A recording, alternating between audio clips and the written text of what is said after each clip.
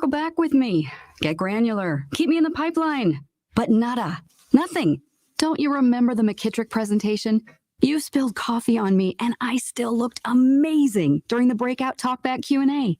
So I think it's time for me to move on. I've got a great resume, and I absolutely crush it in interviews, okay? Let's make this a clean break. Shift the paradigm. The only thing I ask is that you think outside the box here and do this. Take me to Goodwill, where I can really make a difference. Your donations to Goodwill create new jobs, training programs, and education assistance for people in your community. To find your nearest donation center, go to goodwill.org. Donate stuff, create jobs. A message from Goodwill and the Ad Council. There are many ways to catch the Justin Kinner Show with Kev Nash on 1410 ESPN Radio, weekdays from 3 to 6 p.m. You can catch it live right here on 1410 Wing AM, or you can stream the show at wingam.com. But now we have another way that you can take in the show. You can now watch the Justin Kinner Show with Kev Nash live on ESPN Dayton's Facebook page. Listen, stream, watch. It's the Justin Kinner Show with Kev Nash, weekdays from 3 to 6 p.m. on 1410 ESPN Radio. On Twitter, make sure to give us a follow. Search 1410 Kinner for Justin Kinner on Twitter. That's 1410 KINNER. And ESPN Dayton for the station Twitter handle. We're live. We're local. What are you gonna miss? He struck him out. We're Dayton's ESPN radio station. Now, let's send it to the WING studios for Dayton's only local sports talk show. It's the Justin Kinner Show with Kev Nash, presented by Orion Sports Medicine.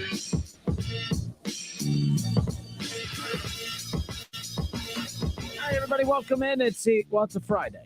It is. So regardless of what mood you're in, the second I say it's Friday, turn that frown upside down.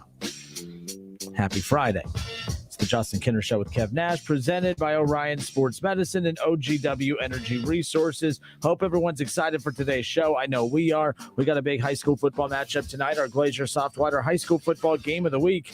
College Football Hall of Famer Keith Byers and I will be live at Welcome Stadium tonight, 7 o'clock to kickoff. Dayton Dunbar, the Wolverines, welcoming in the Trotwood Rams. And Dunbar having a very good season. Won the last couple games that they've played in. Their quarterback leads their league in passing, so I'm pretty excited about that matchup tonight. Trotwood, very young, up-and-coming team. We're used to seeing them dominate. They'll be dominating here in the near future, I promise you that much. There's a ton of talent on that roster, so I'm excited for our game of the week tonight. A lot of big high school games, Kev. How about Centerville and Springfield? Yes, sir. That's a huge matchup here tonight. Centerville's been fantastic this year. Springfield's lived up to their expectations as well. Mo Douglas just killing it at Springfield. That's a big one here tonight as well. Huge matchups all across the Miami Valley. Can't wait for high school football to kick off tonight. I'll definitely be tuned into the game tonight, listening to you. I'll be checking my phone every 20 minutes to see the score updates up there in Centerville. As everyone knows, my godson plays for Centerville football team. He is a safety, young Reggie Powers. I see ya. Yeah. So I'm biased. I'm sorry. Can he tackle? Can he? Can he get to smoot? It's like, can he? He can hit. He can tackle. He's fast. All around. They're going to need him then. They're going to need him. And to be fair, Springfield, they're going to need guys that can tackle as well. That's going to be a good one. What I love is, especially in high school, like in college, things get a little bit too repetitive. Every once in a while, you'll run into your armies or your, or your navies, and they run the triple option just down your throat. And, we see that, but in high school, there's not one way to do it. Right. There's like a million different ways to win high school, to win at the high school level. And that's what's the most fascinating thing to me is, you watch the NFL, everyone's trying to replicate the passing game. And if you're trying to think outside the box and we're going to be a running team, it's because you don't have a passing game. Like, let's just be real. Like the NFL, the NBA, Major League Baseball, it drives me nuts. Everyone copies one another and they all go the same way. Now, some kind of build on it a bit. Some have a little bit of a different look, but it's all the same concepts. Not in high school. I can't tell you how many games we've done this year where you will watch a run-only team like Fairmont go up against a pass-heavy team like Springfield. So many big games. I mean, that's not the matchup tonight, but that's what I'm saying is I love the different type of matchups that all of these really good teams in the area bring to the table. Yeah, I love it too. I mean, you brought it up with college football. We had that discussion before the season kicked off about college football, and the question was raised, why do I love college football so much?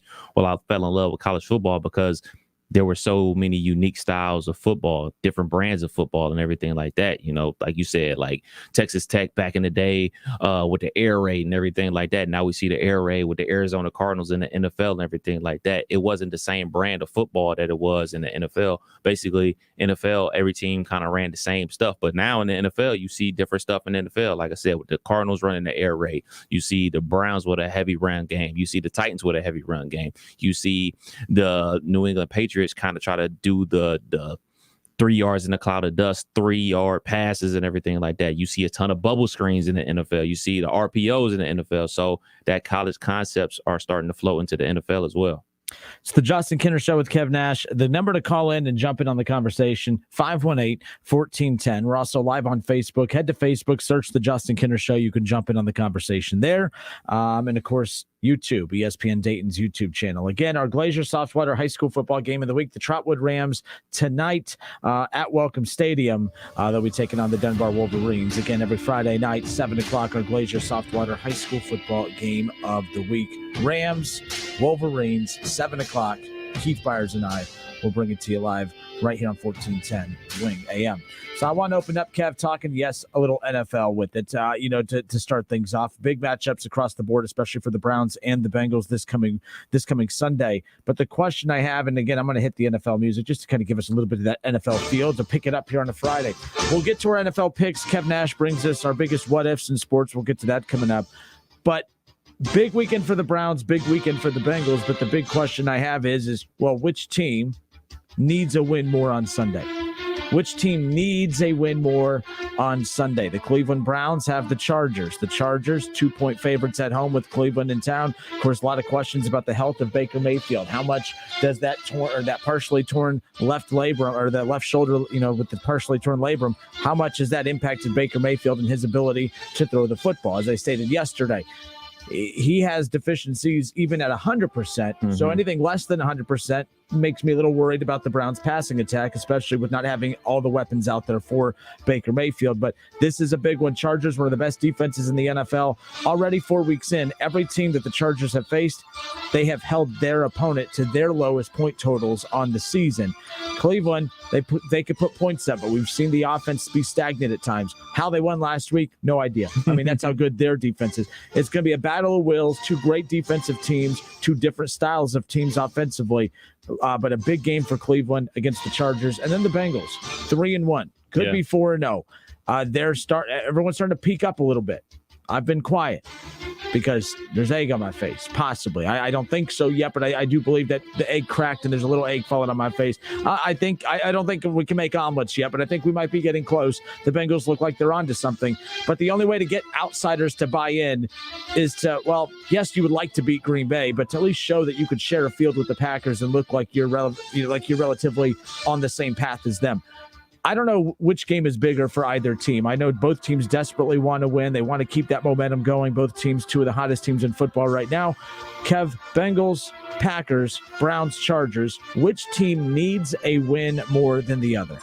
I'm going to say the Browns need this win more based off of expectations. A lot of teams had the Browns in the AFC Championship game. Some people even had the Browns making it all the way to the Super Bowl.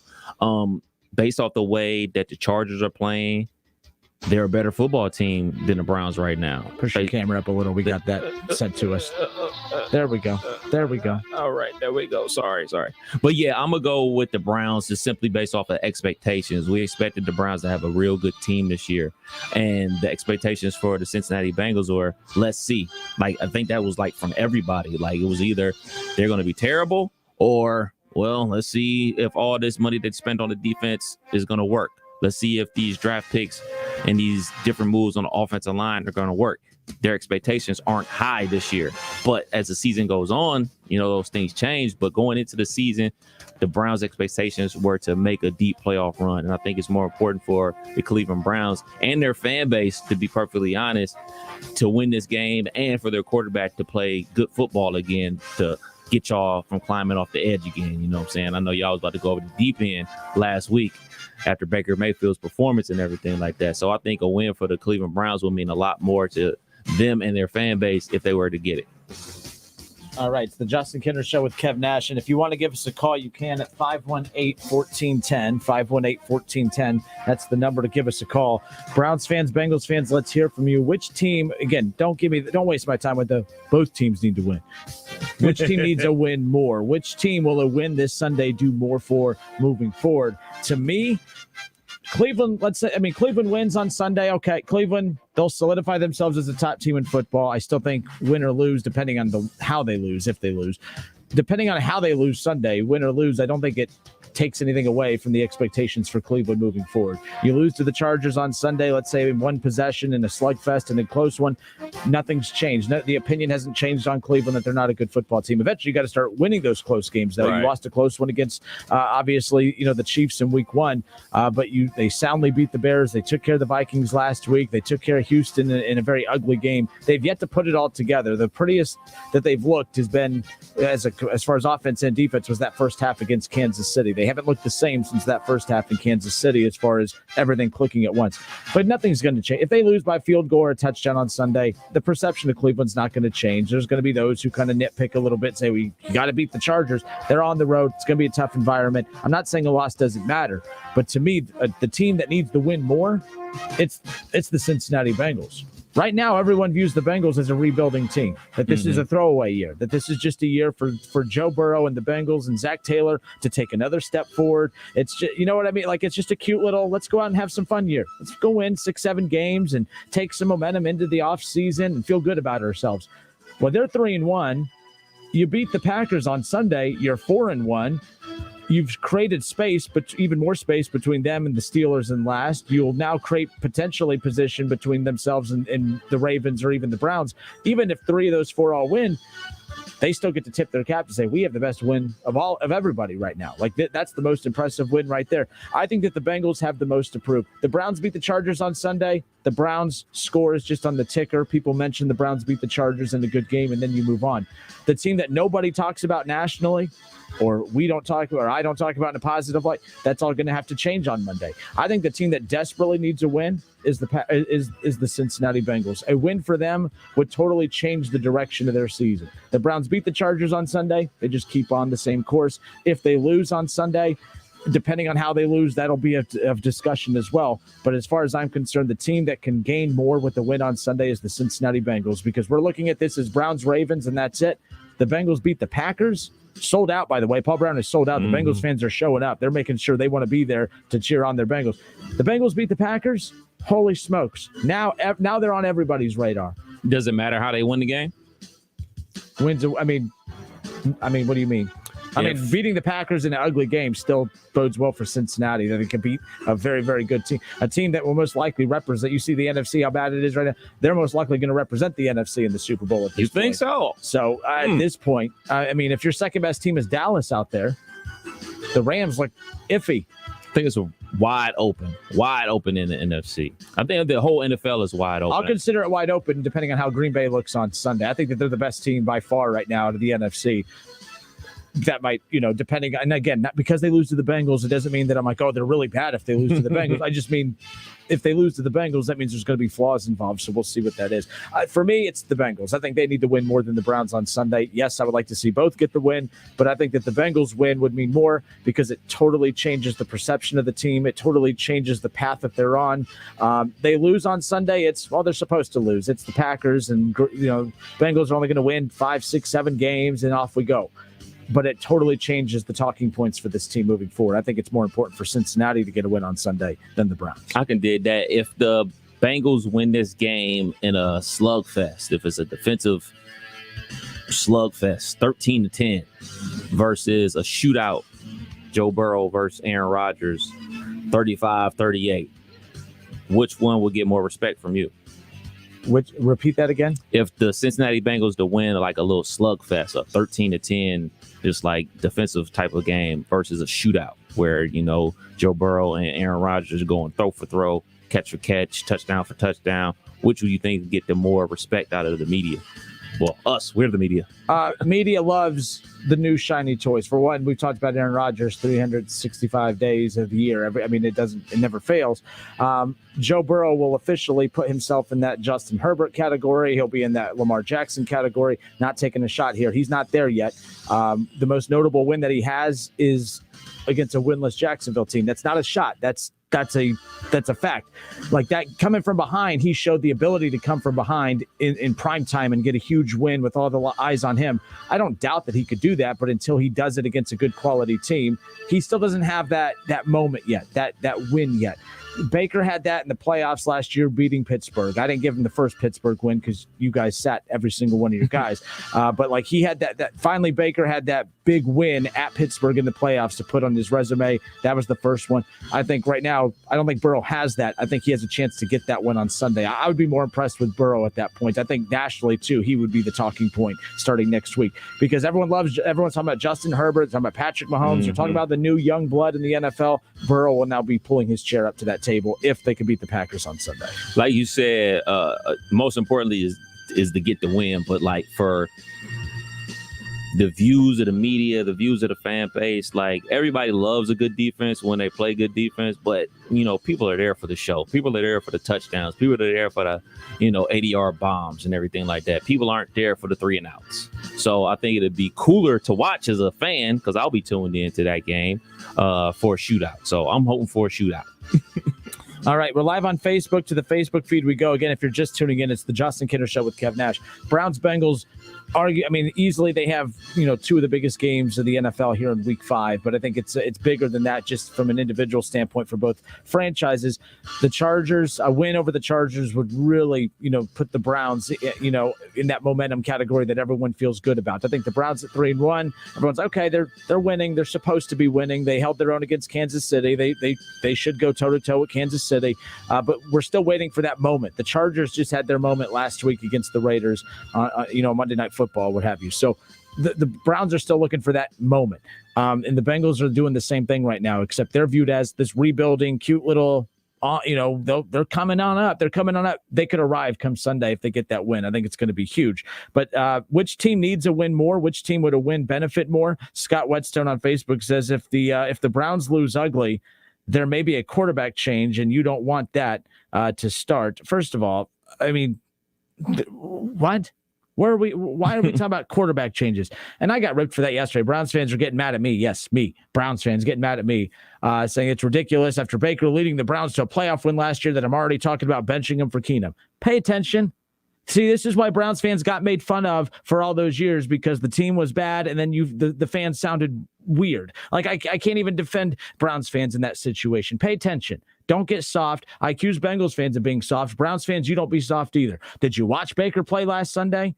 Now, I said, I believe it's because of injuries. Baker's issues last week are because of injuries. I even said at 100%, Baker still has deficiencies that he has to play through. That he has to play his A game isn't necessarily Aaron Rodgers or Patrick Mahomes' A game. A lot has to go right for Baker to be a very, very effective quarterback. I'm not making excuses. So if he's banged up and playing less than that, that's a problem for Cleveland. So what I had said was, if he is playing poorly because of the injury, Case Keenum needs to be in. I don't think he's playing poorly because he's a bad quarterback. He proved last year he's not a bad quarterback. He proved the first couple games of this year, not a bad quarterback. Gets injured, looks like a completely different quarterback. I don't think it's that hard to figure out what's going on there. I don't think we're close to a quarterback change because of lack of talent. I think if we see a quarterback change on Sunday, it's going to be because Baker just isn't himself as he's compensating because of that injury. Jake Mellon on Facebook says, real Browns fans aren't expecting a road win in a second week in a row. Real Browns fans? What are you talking about? Real Browns fans aren't expecting a win against the Chargers? That sounds like a bunch of excuse making right there. That sounds like if Bengals fans pulled that, I would be on them. I'm going to be on the Browns fans. What do you mean real Browns fans aren't expecting a win against the Chargers? Cleveland is, it sounds so strange talking about the Cleveland Browns as having Super Bowl expectations. How do you have a team with Super Bowl expectations and then you have fans come out and say, well, real fans don't expect them to win against the Chargers? What are you talking about? Like, this is why Browns fans got made fun of for so long, because they say silly stuff like that. I don't even know how to respond to that. I don't even know how to respond. He goes, on the other hand, folks around here will be happy with the Bengals even if they lose a close game. Yes, they're they're not at the same spot. The race that they started this year, the Browns and Bengals did not start from the same block. Like, Right. yes, it's two different expectations as far as that's concerned. Jeff McPheron says, I think the Browns winning is more important. Drop the stigma of can't beat a good team. The Chiefs. Let me ask you, Kev, do they have that stigma that they can't beat good teams? I don't think they have a stigma of, I guess they lost a close one in that shootout. Remember, Lamar and Baker had that epic showdown on Thursday Night Football last year. They came up short there. Right. They came up short against the Chiefs in the playoffs, a game they should have won against a backup quarterback. They lost week 1 against the Chiefs. Jeff, I'm not saying you're wrong. Do they have that stigma though? I mean, they won a close, ugly game against Houston, a bad team. I'm not going to give them credit for beating Houston, but they did find a way to close out, a poorly executed game with the win. They took care of the Bears, of course. The Vikings, I mean, that's not a big game, but Viking, I don't know. I can't really tell. Now, I don't know if they have that stigma, but I could tell they're onto something. If they lose this one on Sunday by a field goal, Jeff, I can kind of see that a little bit, where they're not winning these big games. They're beating up on a lot of bad teams, and they're hanging in there with good teams, but they're just not able to get over the hump. Yeah. And start winning. Yeah, I could see that. I could see where someone could say that about the Browns. For me, it's as simple as it's hard to win in the NFL. And anytime you can get a dub in the NFL, you take it and you don't make any excuses for it.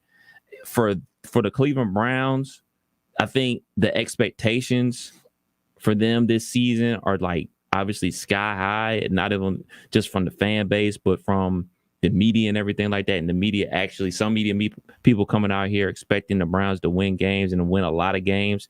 And for the Pittsburgh Steelers to be obviously down, like it's a prime opportunity. So I think look at it as don't blow this opportunity. Don't blow this chance to take hold of it. Let's be real, man. The Pittsburgh Steelers and the Baltimore Ravens dominated the AFC North for basically 18 years. So now is your chance. While the Steelers are down, take it. Take the spot. I mean, if the Ravens are still around, that's fine. But if it's going to be a 2-team race, let's do it. Let's go ahead and take advantage of it and go get it.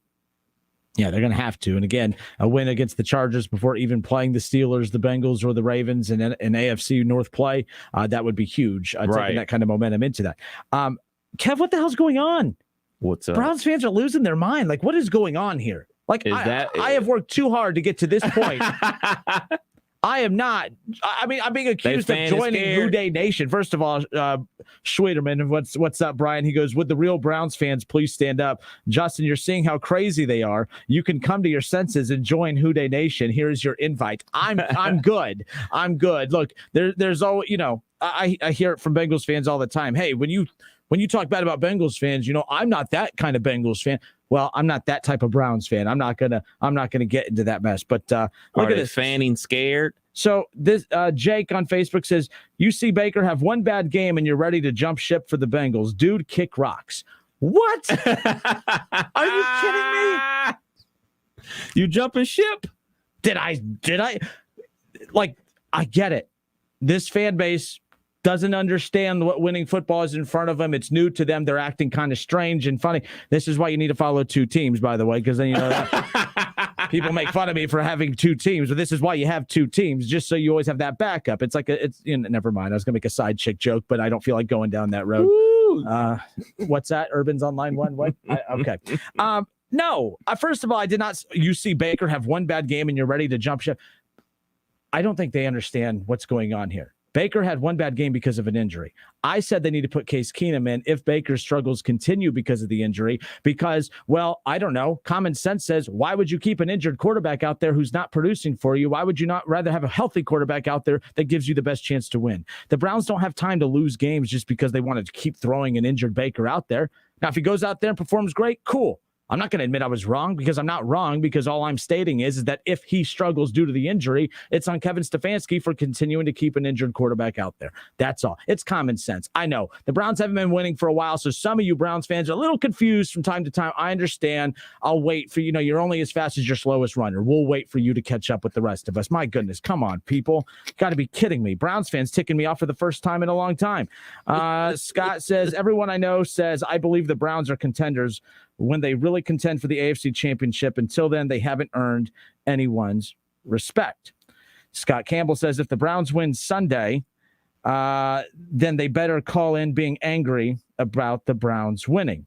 Jake Whiting, what up, Jake? He goes, it's his non-throwing shoulder. OBJ said he's played with that injury for 10 years. Jake, come on now. If you don't think that having an injury, I know it's not his throwing shoulder, but if you don't think that throws off your whole throwing motion and totally throws everything off completely, I don't know what to tell you. And good for OBJ for playing through that. Super. Good for him. Maybe that's why he keeps dropping all them damn balls all the time. So I'm just saying, like, I ain't going to join Who Dey Nation. I'm going to tell Browns fans to kick rocks, and I'll just go find another Pittsburgh. Let's go. If Aaron Rodgers goes to Pittsburgh, black and yellow, baby, I'm telling you right now. You all getting on my damn nerves today on a Friday. I was in a good mood on a Friday until I got to come and deal with this mess. Are you kidding me?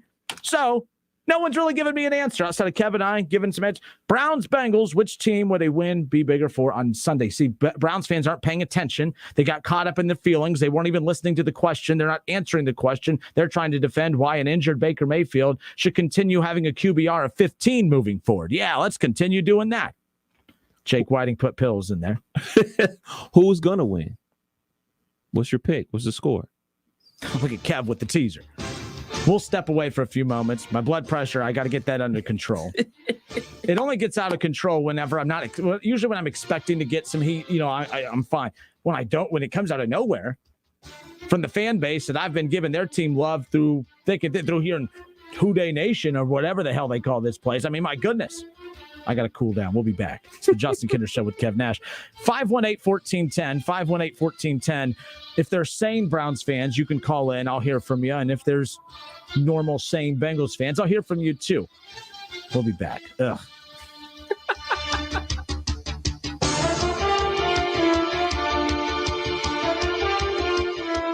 It's the Justin Kinder Show with Kev Nash, presented by Orion Sports Medicine. Installing brand new carpets shouldn't mean putting your life on hold. Enjoy a simplified installation experience at the Home Depot by licensed local professionals with an unbeatable selection of affordable styles, colors, and fabrics that are durable and low maintenance, including options that are odor and stain resistant. And right now, you can get your carpet installed for free. Get started today at the Home Depot.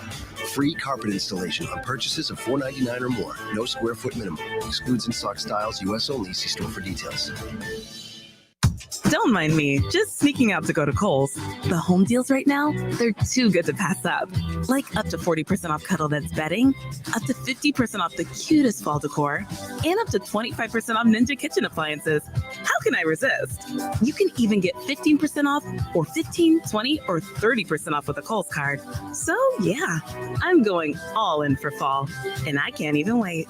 Select styles. Offers end October 17th. Some exclusions apply. See store or Kohl's.com for details. If you need new roofing, siding, or gutters, skylights, or patio enclosures, if you're a homeowner or business and need someone you can trust, don't take a chance. Enhance with Lance. Lance Roofing and Siding in Fairborn has been satisfying customers since 1993 and hold an A+ rating with the Better Business Bureau. Lance Roofing and Siding, 8460 Dayton Springfield Road in Fairborn. Call for a free estimate at 864-2722. That's 864-2722 or online at lanceroofing.com.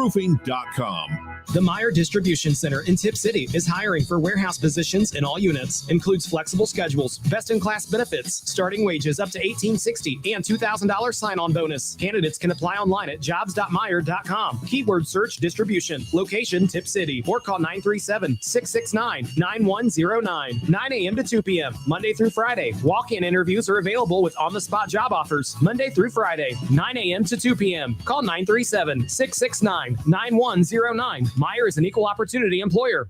Some people think fall is the best time of the year. It may also be a great time to consider getting vaccinated against COVID-19. Brought to you by BioNTech and Pfizer. He's a former Buckeyes great and now a college football Hall of Famer. And don't forget about his 13 years of NFL experience playing for the Eagles, Dolphins, Jets, and the New England Patriots. He's Dayton's own Keith Byers. Hang out with him every Monday at noon on the Keith Byers Show, presented by Lee's Famous Recipe Chicken. First off, Congratulations, Keith, as an Ohio State fan. Dolphin fan doesn't get much better. Well deserved, you know what I mean? Thank you. But this is a Heisman Trophy run by Keith Byers. I want to congratulate Mr. Byers on his nod to the Hall of Fame for college football. He's running without a shoe with a touchdown. Keith, man, you're awesome, dude. Represent the Gym City, man. I love it. Congratulations to Dayton's own Keith Byers, the 26th Buckeye to be selected to the College Football Hall of Fame. Truly an honor and a blessing and a privilege, you know, to be one of the ones that go into the Hall of Fame. And I've never been selfish to think it's all about me. No, it's about us. And the city of Dayton, Ohio has been very, very, very, good to me. Excuse me. I know you have a 9 o'clock, so I'll keep this short. I'm the business suit in the back of your closet. You wore me nearly every day before your office went, quote, casual. I used to be the CEO of your closet. Now I'm just that one intern no one ever talks to. I always thought you'd circle back with me, get granular, keep me in the pipeline. But nada, nothing. Don't you remember the McKittrick presentation? You spilled coffee on me and I still looked amazing during the breakout talkback Q&A. So I think it's time for me to move on. I've got a great resume and I absolutely crush it in interviews, okay? Let's make this a clean break. Shift the paradigm. The only thing I ask is that you think outside the box here and do this. Take me to Goodwill, where I can really make a difference. Your donations to Goodwill create new jobs, training programs, and education assistance for people in your community. To find your nearest donation center, go to goodwill.org. Donate stuff, create jobs. A message from Goodwill and the Ad Council. Whether you're at home, at work, or in your car, tune in to ESPN 1410 Wing AM or stream us live at wingam.com.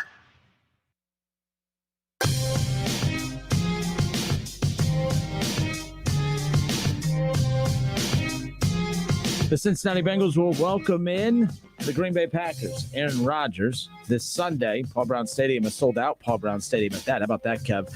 A lot of fans excited for that matchup coming up on Sunday. As far as an update on the health is concerned for the Cincinnati Bengals, and keep in mind some key pieces going to be out for the Green Bay Packers as well. So, again, we're getting to that time of season where injuries are starting to pile up for all teams.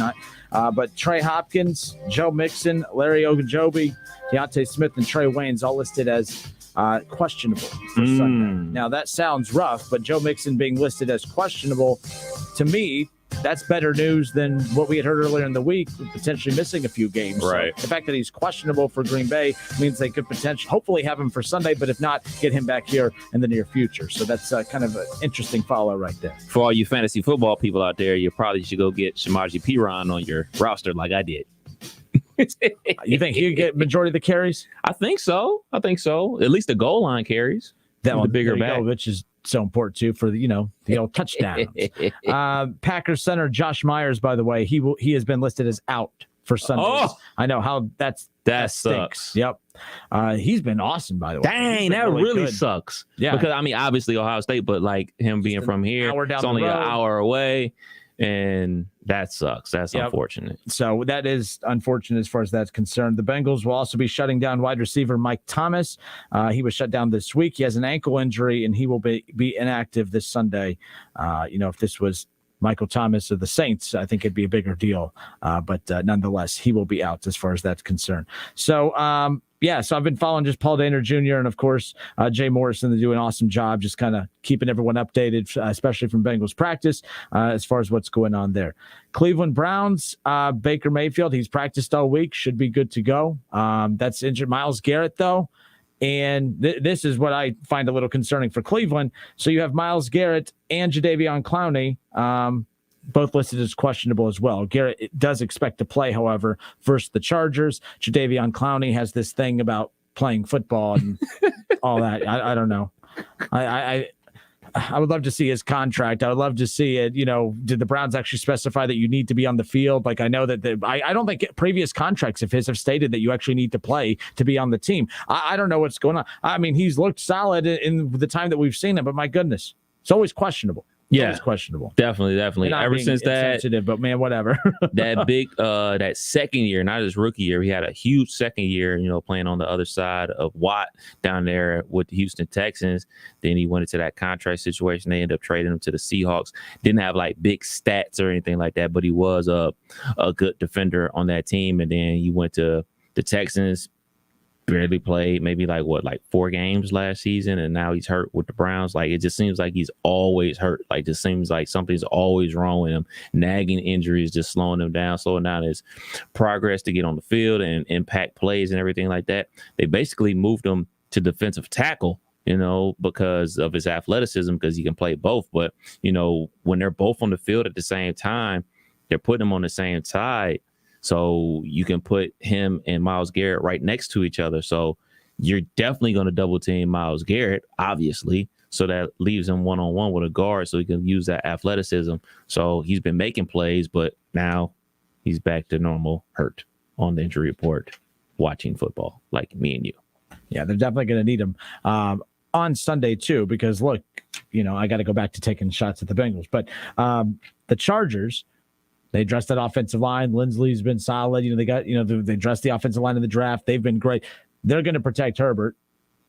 Possibly, but the way the Browns have been attacking the quarterback, though, like, that's why I want to see those guys out on the field. I just want to see the Browns defense, ready to go. Greg Newsome going to be out as well on Sunday for the Browns. Like, again, injuries just impacting so many teams, especially the two teams we talk about most in the Browns and the Bengals. That matchup is huge, though. Myles Garrett and the rookie Rashawn Slater from Northwestern. Mm-hmm. Like, he has a great PFF grade and everything like He's that. Number 2 amongst rookies. He's number 2. Jamar Chase in the top 5, I believe, for the PFF rankings. So yeah, so he's been playing some good football. Now you got one of the best pass rushers in the NFL going up against Myles Garrett. So it's time to earn that rookie paycheck today. You're going to earn it this week, but for sure. As a Browns fan, if he does protect Herbert against Myles Garrett, it's, he's a little hurt. He's just not his full self. That's what I'm going to say. I already got my excuse lined up. Think about some of the guys who's already went up against. Apparently. That's what Browns fans do. You already heard that one Browns fan in the chat make up some excuse for, they're probably going to lose because, no one expects them to win after winning on the road last week. I can't defend Browns fans when they say foolish stuff like that. No real Browns fan expects the Browns to win at LA after winning on the road last week. What are you talking about? That is the craziest thing I've ever heard.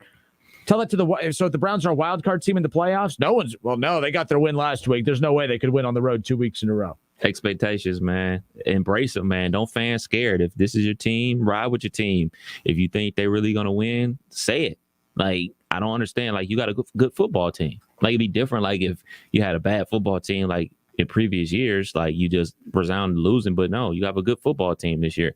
It's almost kind of like people are setting themselves up for if we do lose, well, I knew we weren't going to win, so it won't hurt as much. Like, when you have high expectations and you expect your team to win and they don't, then you're crushed, and you're like us with Ohio State. Like, we expect Ohio State to basically win every single game, and then till they get to the college football playoff, then that's when we can start biting our nails and thinking, oh, we actually might lose a game. Like, I think people are setting themselves up so they don't have to have that feeling of being disappointed if their team loses. And even if the Browns do lose, it's a long season, man. It's only the second loss of the season, man. You got plenty of time to bounce back. But don't fan scared, man. Have confidence in your squad.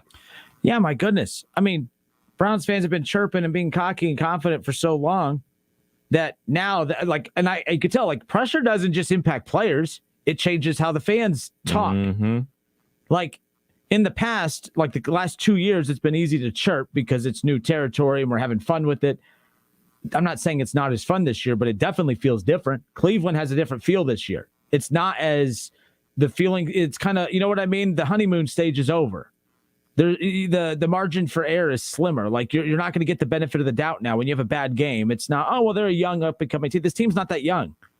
Baker's 4th year, Chubb 4th year. Kareem Hunt's been in the league quite a while. OBJ's a veteran. Jarvis has been in the league a long time. That offensive line's good. They grew a lot last year. There's no excuses anymore. Like, I can't make excuses. That's why after that performance last week, I'm hoping it was because of that injury that has kind of altered Baker's throwing motion, which has impacted how he's performing on the field. I'm hoping it's the injury, because if it's not the injury, that means he's just regressing, and then that's going to be hell for me. to deal with, hearing everyone chirp about that. So the Browns and the Chargers on Sunday, the Bengals and the Packers, we had asked which team would a win benefit more? Again, you don't say both teams are going to win. I'm just saying which team would benefit more from a win on Sunday. Matt Sturgeon on Facebook says the Bengals need to win more to build momentum and defend their home field. Browns not as much since this is a road game. And that's a good point. And that's the other thing too is it's almost like if I'm the Bengals, playing on the road would have been better. I mean, it's good to have them at home. Don't get me wrong, but to manage expectations, you lose to the Packers in a close one on the road. Holy smokes. Everyone's like, you held your own on the road against Green Bay. You lose a close one at home against the Packers. Then some will say, well, you proved you can go toe to toe with it. You got to win that game at home. I don't think that's what it's going to be because the Bengals are new to the expectations party as far as that's concerned. They've kind of adjusted that as the season's gone on, but sold out. Like they come out flat. We saw how they managed the hype last Thursday. I didn't want to hear, short rest. You have all the talk, all the excitement, all eyes, prime time. Paul Brown was electric.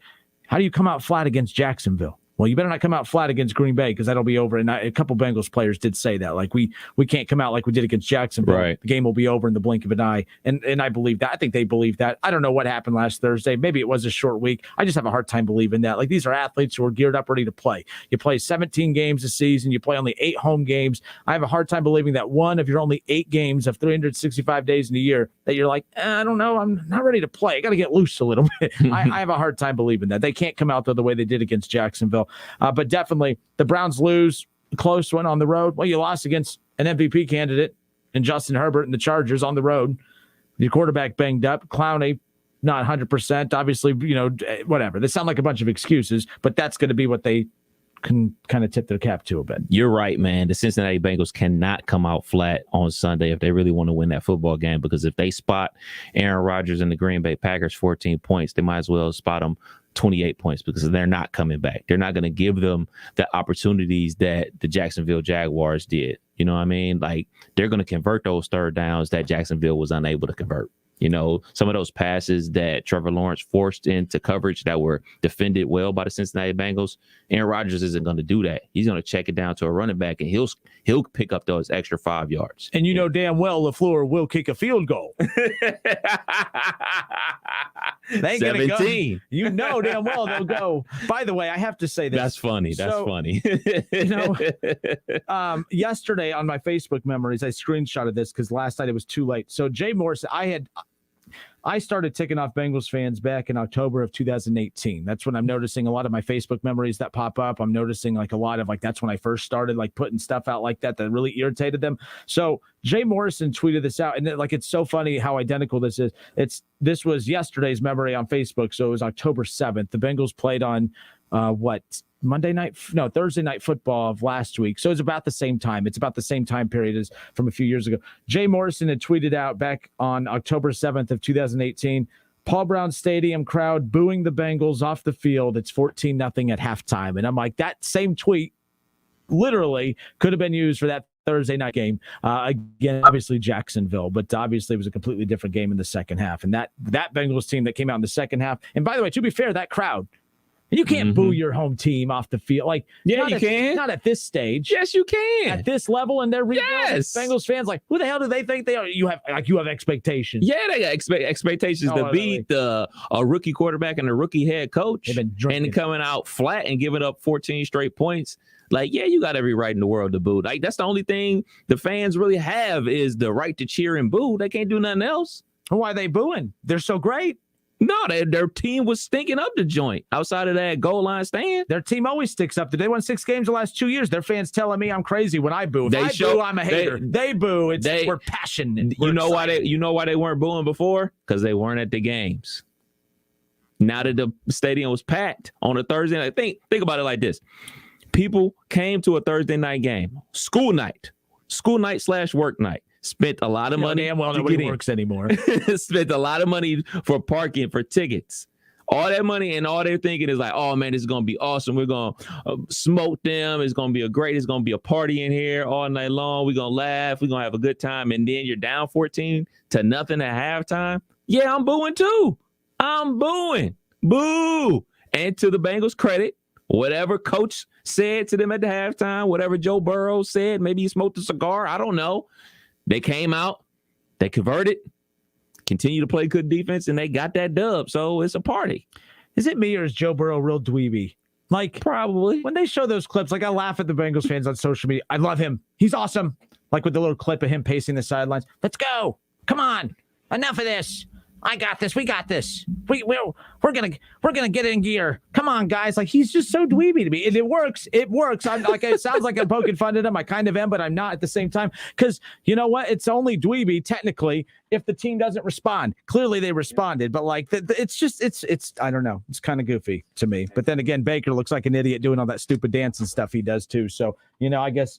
I don't know. Maybe it's just jealousy because I don't have any cool bones in my body, so I just got to poke fun at everybody. It's that little man syndrome. It really is. It's really all it comes down to as far as that's concerned. But William on Facebook says, Bengals fans will forever boo Mike Brown. Dude's a clown.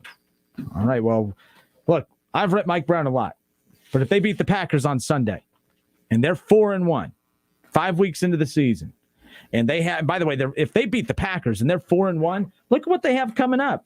This is a team, and of course, I don't have their damn schedule directly in front of me. I don't know where that one piece of paper went. Someone must have really wanted to steal that Bengals schedule right off my desk. But anyways, they got the Lions coming up around the corner. Like they got the Lions. They have two really easy winnable games. They got at the Lions, at Ravens, at 3 straight road games. At Lions, at Ravens, at Jets. So they have 2 bye weeks coming up, and then the Ravens in the middle.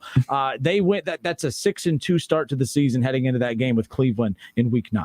I'm almost guaranteeing they're going to lose to either the Lions or the Jets. Okay, don't get mad, Bengals fans. I've done good today, but if I kind of agree with you. If they beat Green Bay on Sunday, they're losing one of those two. Absolutely. Because it's just, you know what I mean? I don't know. That's the NFL. I don't think this is just the Cincinnati Bengals. I just think that's the NFL. Yeah. Like, as soon as you think you got it figured out, boom, they just throw a curveball at you. Think about it. Like 2 weeks ago, we were talking about how terrible the Cleveland Browns defense is and the offense is carrying them. And now 2 weeks later, man, the defense look like they got their own. What's going on with Baker Mayfield?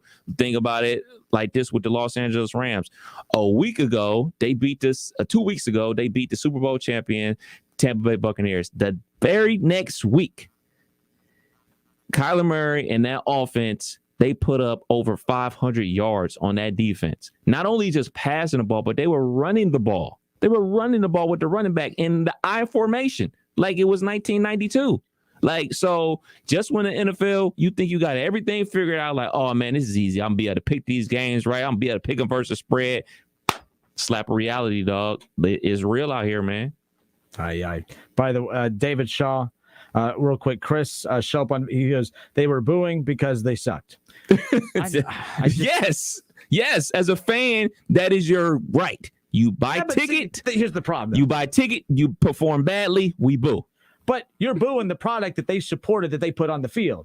Then when they play, you're the fan. I'm booing the fans. They're just as guilty as Mike Brown and everybody else for putting that. No, they weren't. I don't remember the last sellout outside of this past week. I can't tell you the last time the Cincinnati Bengals sold out that stadium. That just means they sat at home and booed. Then instead of coming to the stadium.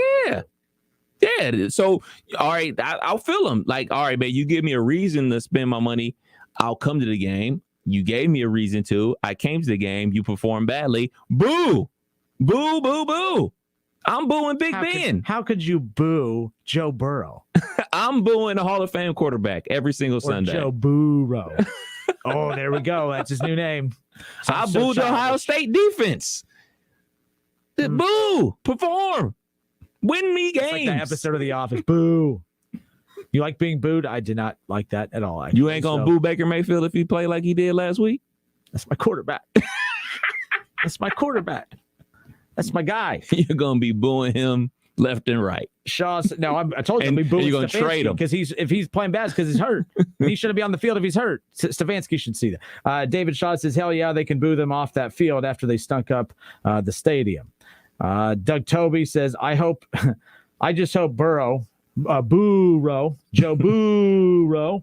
I just hope he doesn't do a bunch of stupid commercials. Concentrate on your job. He won't do commercials. They only put commercials that actually like people like and actually care about outside of their own market in national commercials. Do people really think that people filming commercials really has anything to do with how they perform on the field. Doug's just ribbing me, but yes, I don't think he believes that, but it did crack me up how many people said, well, that second year for Baker Mayfield, man, he's really struggling, and maybe he shouldn't have been out recording commercials, or maybe they shouldn't have hired Freddie Kitchens to be their head coach. Then maybe, just maybe, those commercials would have been just fine. That doesn't make any breaking sense. news. You know how many Herbert commercials were out there, by the way? I haven't seen any yet. Oh, he's in all those Gatorade. He's in a lot of commercials. Yeah. Well, breaking news. They film all those like in a week. Mm-hmm. Like they're not like, oh man, it's my off day on a Tuesday. Let me fly out to California and film a commercial. No, all that stuff is done already before training camp even starts, man. They'll come out, they'll record 5 or 6 like all those new, like especially each week or each month, they put out different progressive commercials. Right. Baker has recorded all of those, like all those, the home commercials or whatever. By the way, there's a reason that he's walking around and it's warm outside because it's being shot in the off season, by the way. Those are being recorded all in one day. They'll record 6 or 7 of those, and they'll release those 6 or 7 commercials out periodically throughout the year. I mean, it is what it is. But he won't be recording commercials moving forward. He's hurt. Oh no, it's a perfect chance to record more. Larry Weaver said, "Ask Mikey. He'll tell you." Baker's our interim quarterback. Well, some will agree with you, to be honest with you. It's the Justin Kinner Show with Kev Nash, presented by Orion Sports Medicine and OGW Energy Resources. Excited to be with you here on a Friday. This show just has all the Friday feels to it, don't it? We have no control over what's going on. I mean, we're just kind of going with the flow. Love it. Joe Burrow and the Bengals. I love that, by the way. That's not going anywhere. Just saying. Oh, we got more from the Browns. See, I'm so two-sided today. I don't even care. Jake, the Browns fan, he goes, I didn't know I was supposed to. Let me reset the context here. So Jake's mad at me because earlier in the show, we had asked, Browns, Bengals, both have big games this coming up weekend. Which team needs a win more? And, we had Bengals fans making good points, Browns fans making good points. And then Jake, a Browns fan, says, real Browns fans don't expect the Browns to beat the Chargers on Sunday. And he's a Browns fan, right? He's a Browns fan. And scary. And I'm a bandwagon fan now.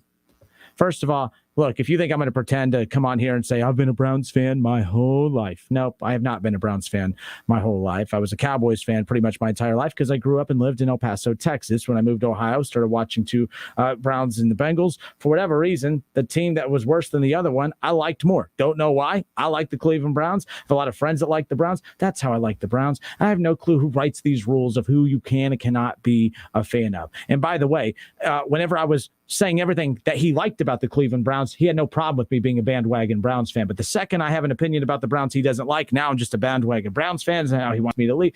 I ain't going anywhere. Going anywhere.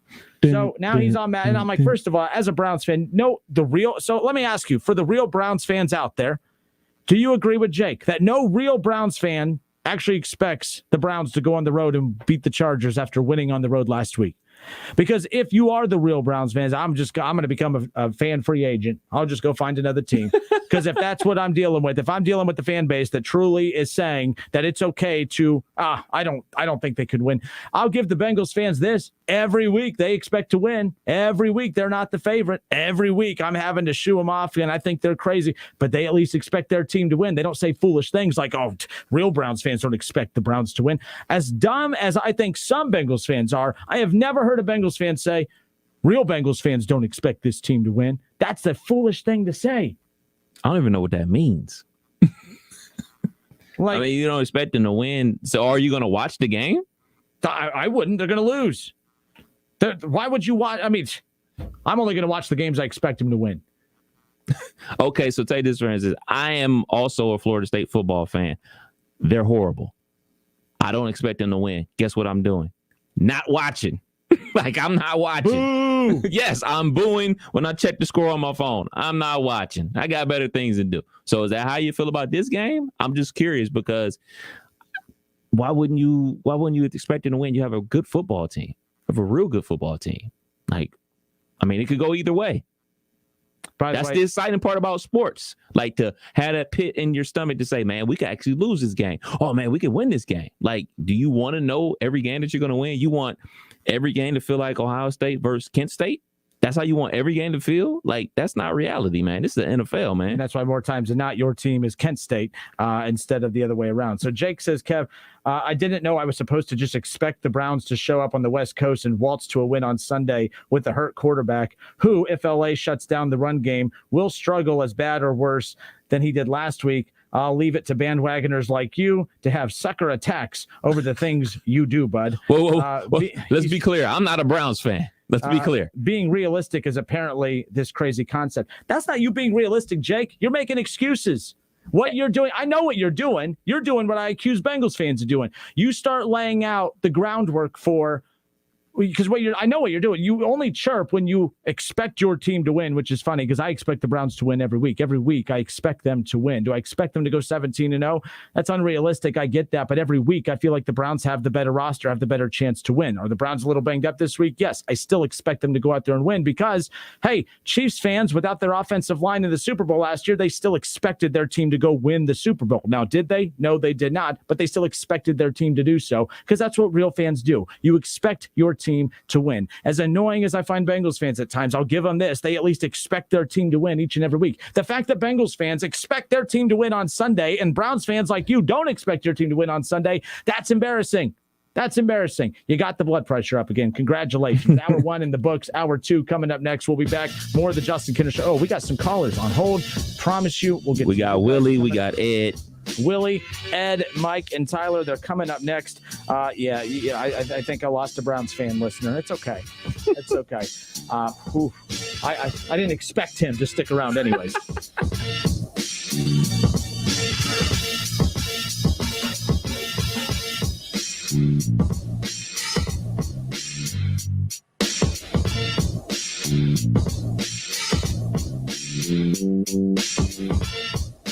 Listen, stream, watch. It's the Justin Kinner Show with Kev Nash right here on Dayton's ESPN Radio, 1410 Wing AM. 5G is here, but the big carriers want you to sign a pricey long-term contract to get in on the action. Well, no more, because Straight Talk Wireless has rolled out 5G coverage nationwide, with plans starting at just $35 a month with no contract. And get a Samsung Galaxy A32 5G for only $299, all on America's best networks. 5G coverage, 5G phones, less money. Straight Talk Wireless, no contract, no compromise. 5G capable device required, actual availability, coverage, and speed may vary. O'Reilly. O'Reilly Auto Parts specializes in keeping your car on the road. Not sure how much life is left in your battery? Our professional parts people will test it for free. If it does need to be replaced, we'll help you find just the right one to fit your car. Our Superstar batteries are built to handle even the toughest conditions. Visit O'Reilly Auto Parts today. O'Reilly Auto Parts. Hi, John Glazer here for Glazer Soft Water. We've been making water great since 1988, and no matter what your water issues, we have solutions. Your city water can be clear, but still be hard and have the taste and odor of chlorine. Well water can look, smell, and taste terrible. Glazer Soft Water will fix your water and will even include a 7-year parts and labor warranty so you don't have to worry. Visit our website to learn more at glazersoftwater.com. Glazer Water really is better water. Save today on your next project with 11% off everything now at Menards. Kidda Home Safety Products keep your family protected from emergencies. Ensure that you have adequate coverage for all areas of your home with Kidda's full line of home safety solutions to help protect you and your family. Get 11% off all Kidda Home Safety Products. Good through Saturday, October 9th. Savings are a mail-in rebate. Some exclusions apply. See store for details. Save big money at Menards. Cordell Transportation is now hiring Class A CDL drivers. $5,000 sign-on bonus. That's right, $5,000 sign-on bonus. Home daily dedicated lanes, no-touch freight. Apply today at CordellTransportation.com. Cordell Transportation, driven to succeed. What makes AutoZone America's #1 battery destination? Because they offer free battery testing and charging and reliable replacement batteries, and they've always got your battery solution. Get in the zone. AutoZone. Well, Jason, I've got to tell you, you're pretty much everything this company is looking for in an entry-level candidate. Great. Your resume isn't quite what we're used to, but you've got a fantastic work ethic. Thank you. And I'm impressed by how you carry yourself. So, should we talk about the job? What? The job? Oh, sorry. Yeah, I have no way of recruiting or even meeting you. This interview didn't happen.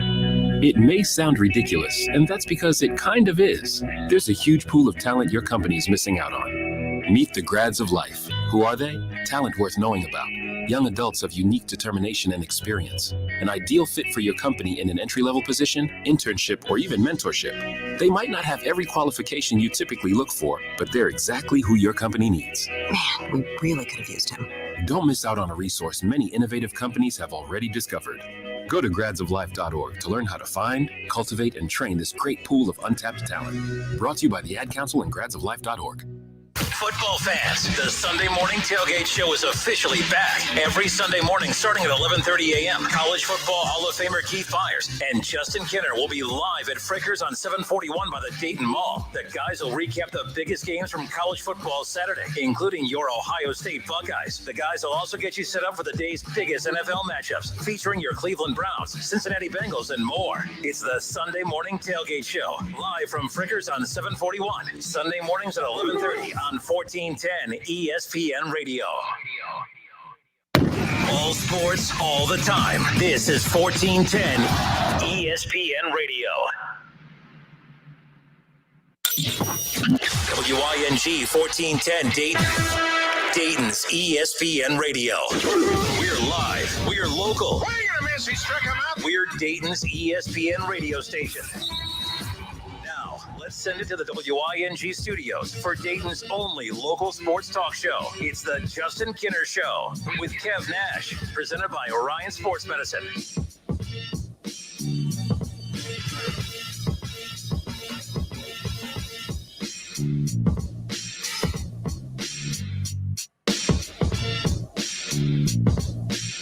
All right, number 2, we are back. It's the Justin Kinner Show with Kev Nash, presented by Orion Sports Medicine.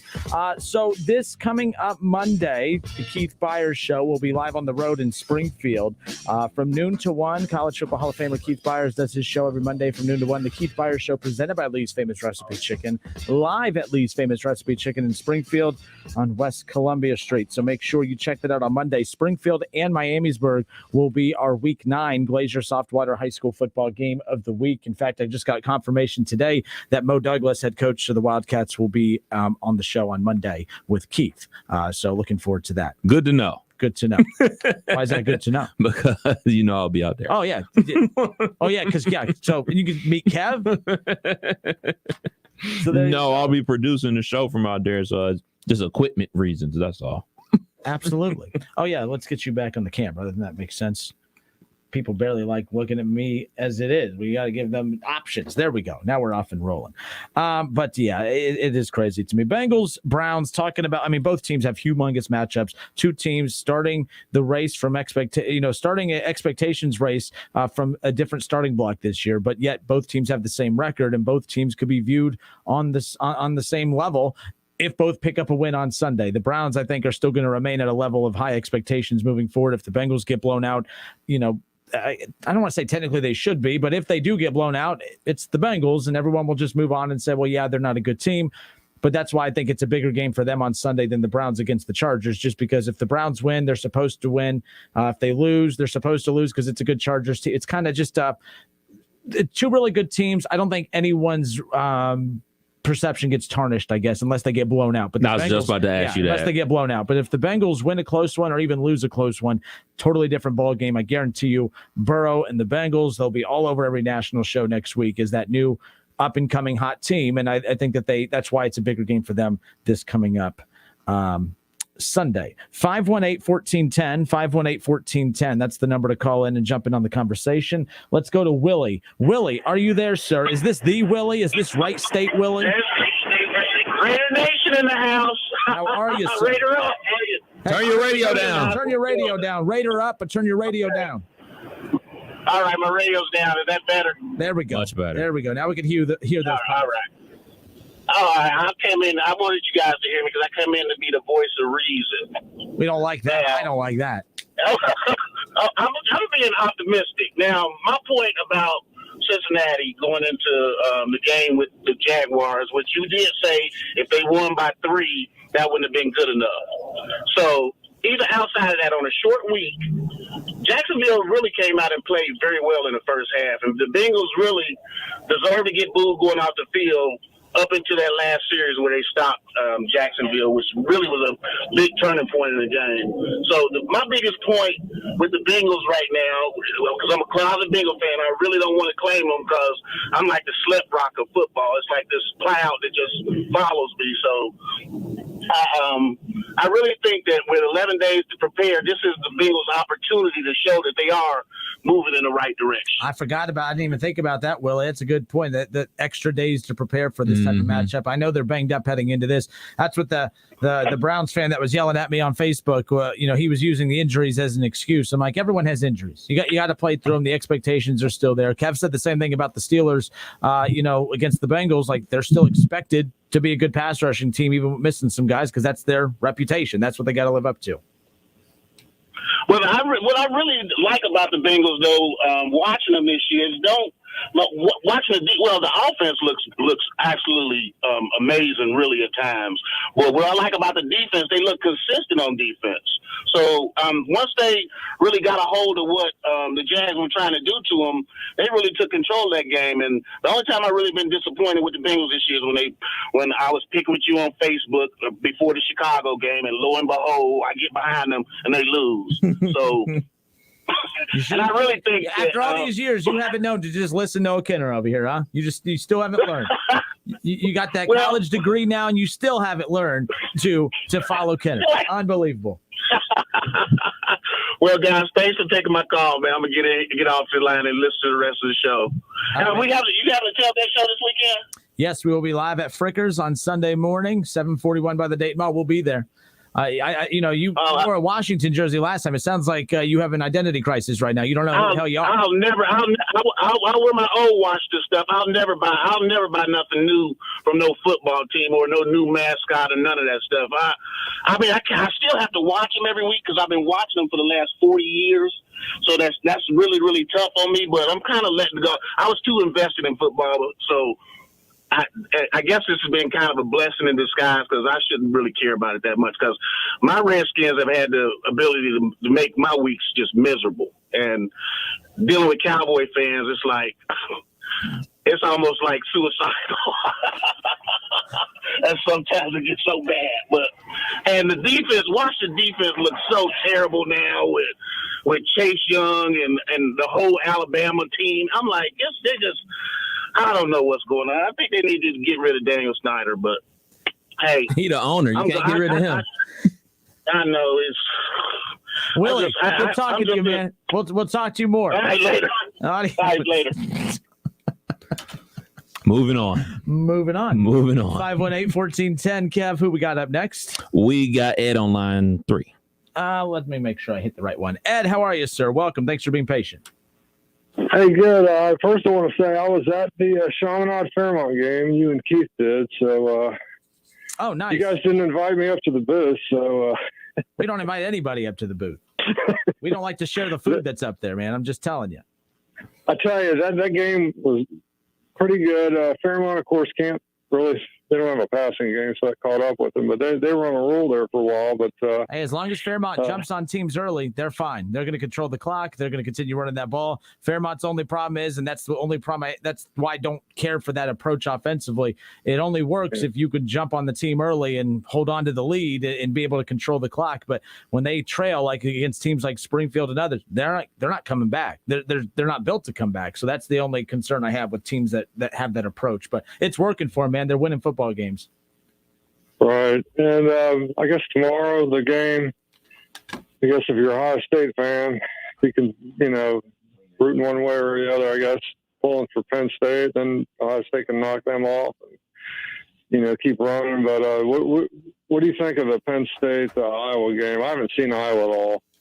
The Penn State-Iowa game, we talked about that a lot on yesterday's show, just about from an Ohio State standpoint, which team would a win help Ohio State more? I think Iowa pulls it off just because at home. They forced 16 turnovers this year. Insanity. That's acting like I joked yesterday. They're the one that need the turnover chain because they earned it. That's pretty impressive. If they can continue creating havoc and forcing turnovers, I think they'll be fine, especially playing at home. That's going to be key right Another fun fact that I just found out yesterday, Ohio State leads the nation in defensive touchdowns. Really? Yes. That's awesome. But I'll probably tune in. It's a weird starting time. Did you used to see that Iowa Penn State starting time is 4 o'clock? I've never seen. I thought that was an NFL starting time. Usually it's 12 o'clock. Actually, you want to know the last time 8? Iowa played at 4 o'clock? They beat Ohio State the last time they played at 4 o'clock at home. Oh, the night game. Well, JT Barrett goes to pick six, very first play of the game. Still haven't forgotten for that. Okay. Well, where are you going to be tonight, Justin? We will be at Welcome Stadium, Trotwood and Dunbar tonight. Pretty excited about that one, too. Welcome Stadium is an awesome place to call a game from. Keith was sharing with me just back in the day how crazy that place was, like how full that stadium was. A lot of history there. We're excited to be there tonight. Well, one quick thing. When I was in, I want to say 7th grade, I went to school with Gene Schill, or Chris Schill, and Gene Schill was his dad. He was the SID. And I remember being on the sidelines for like Louisville and Dayton actually beat Louisville that year. So Dayton was playing toe-to-toe back then with Miami and a lot of the Division I schools around here. And those were the fun days of UD football when they were actually Division I. So. All right, man. Hey, good hearing from you, Ed. Take care. All right, take care. 518-1410, 518-1410. It's the Justin Kinner Show with Kev Nash, presented by Orion Sports Medicine and OGW Energy Resources. So Theo Mims, Kev on Facebook says, go Browns, go Buckeyes, and go Shaw High Cardinals. Huh? He's from Cleveland. Go Shaw High Cardinals? Shaw High? Yeah, Shaw. That's actually my high school's rival. They're like in East Cleveland, like probably 15 minutes away from my high school. Okay. Well, go Shaw High Cardinals. Nah. I just didn't say it correctly. Nah. Shohei Cardinal. Like I was like, Shohei. Nah. I don't know why I said like Shohei Ohtani. I mean, like Shohei Cardinals. I mean, I'm just saying. 518-14. Who was that? Who just chimed in with that? Theo. Okay. Theo. Respect. Theo. Respect. You're from the 216. I'm from the 216, but I'm a Cleveland Heights Tiger. You know what? I'm going for Shohei. Oh, go goodness. Cardinals. Oh, goodness. You know what? The crazy thing is half my family went to Cleveland Heights and the other half of my family went to Shaw. So like, there's like literally like me, my brother, my uncles, my aunts, my mom, we all graduated from Cleveland Heights. My great aunts and my cousins all went to Shaw. So like that's been a big rivalry inside the family. And, you know, we are like the black sheep, me, my brother, and my mom, because we're Steelers fans, and everybody else in the family is Browns fans. So, you know, it's always beef. So you didn't get the brains in the family. Is that what you're saying? No. Go Browns. My mom and brother did. Go Browns, go Shaw. Finally, a Shaw I like. 518-1410. Kev, who's on line 2? We got Brian. Oh, no, we got Charlie on line 2. Charlie, how are you, sir? Hey, I'm good, man. I got a question about the countdown at Frickers. Yeah. I've been there a couple times. Why don't they let you broadcast inside the building? We are in the building. I know you're in the building, but you're not on the speakers in there. Oh, we'll put them on the speakers. You just got to sit closer, lean in. You don't even like what I have to say half the time anyways, old Charlie. Both times that I've been to Frickers during your broadcast, you're not on the speakers inside the building is what I'm saying. I know you got to use this airtime to ask that question, Charlie. You couldn't just send that in a private message. Like, we get 3 hours a day time. This is valuable time here. I will gladly answer that question off the air, though. Okay. Well, next time I run into you, I guess I'll ask you again. But getting through this weekend, it'll be pretty nice at the end of, about 4 o'clock on Sunday, where for 3 weeks in a row, the Bengals will sit all alone in first place in the AFC North. It'll be pretty nice. I didn't say it. Did you hang up on Charlie? I did not hang up on him, but the phone has a BS detector. It usually goes silent when crazy stuff comes out of people's mouths. I'm just saying, Charlie, you still there? Say it, the BS detector, it's just going up. Charlie, call back when you get a better signal. Please call back. I'll make sure we get you back to the front of the line. You had just a bad signal there. 518-1410. Kev, who's on 3? We got CJ. CJ, how are you? Welcome. I'm doing good. How about yourself? Good, man. What you got for us? So yesterday you guys were talking about the NCAAs, and you said two SEC, two Big Ten, and UC really doesn't have a shot. I didn't say that. I believe UC has a shot. A lot of people still believe they don't have it. I think it's a long shot, but I know this sounds crazy. That long shot they have is actually the best chance they've ever had of making the playoffs. So it's unfortunate that they have to work that hard to get in there. I think they've proven that they should be in the conversation, but we shall see. I can't wait to see where they place them on that first playoff ranking when it comes out here in a few weeks. Yeah, they got Temple tonight at 7:00. Yeah. The thing my biggest thing is that if let's just say Iowa wins tomorrow, okay, so you got a one-loss Penn State that's got the big win against Auburn, and then Penn State beats Ohio State, two-loss Ohio State. No, Penn State beats Iowa, and a head-to-head for the Big Ten championship. Let's just say it goes there. So the one-loss Big Ten champ and the one-loss Iowa then would get ahead of Oklahoma, possibly undefeated, and then an undefeated UC team. Well, I said yesterday, I don't envision Oklahoma being undefeated when it's all said and done. I think that the ACC and the Pac-12 have eliminated themselves. Kev believes Oregon still has a shot, and after hearing his explanation for why, I actually kind of see it as well. They're starting running back. The guy that killed us, he's out for the season. So they're out.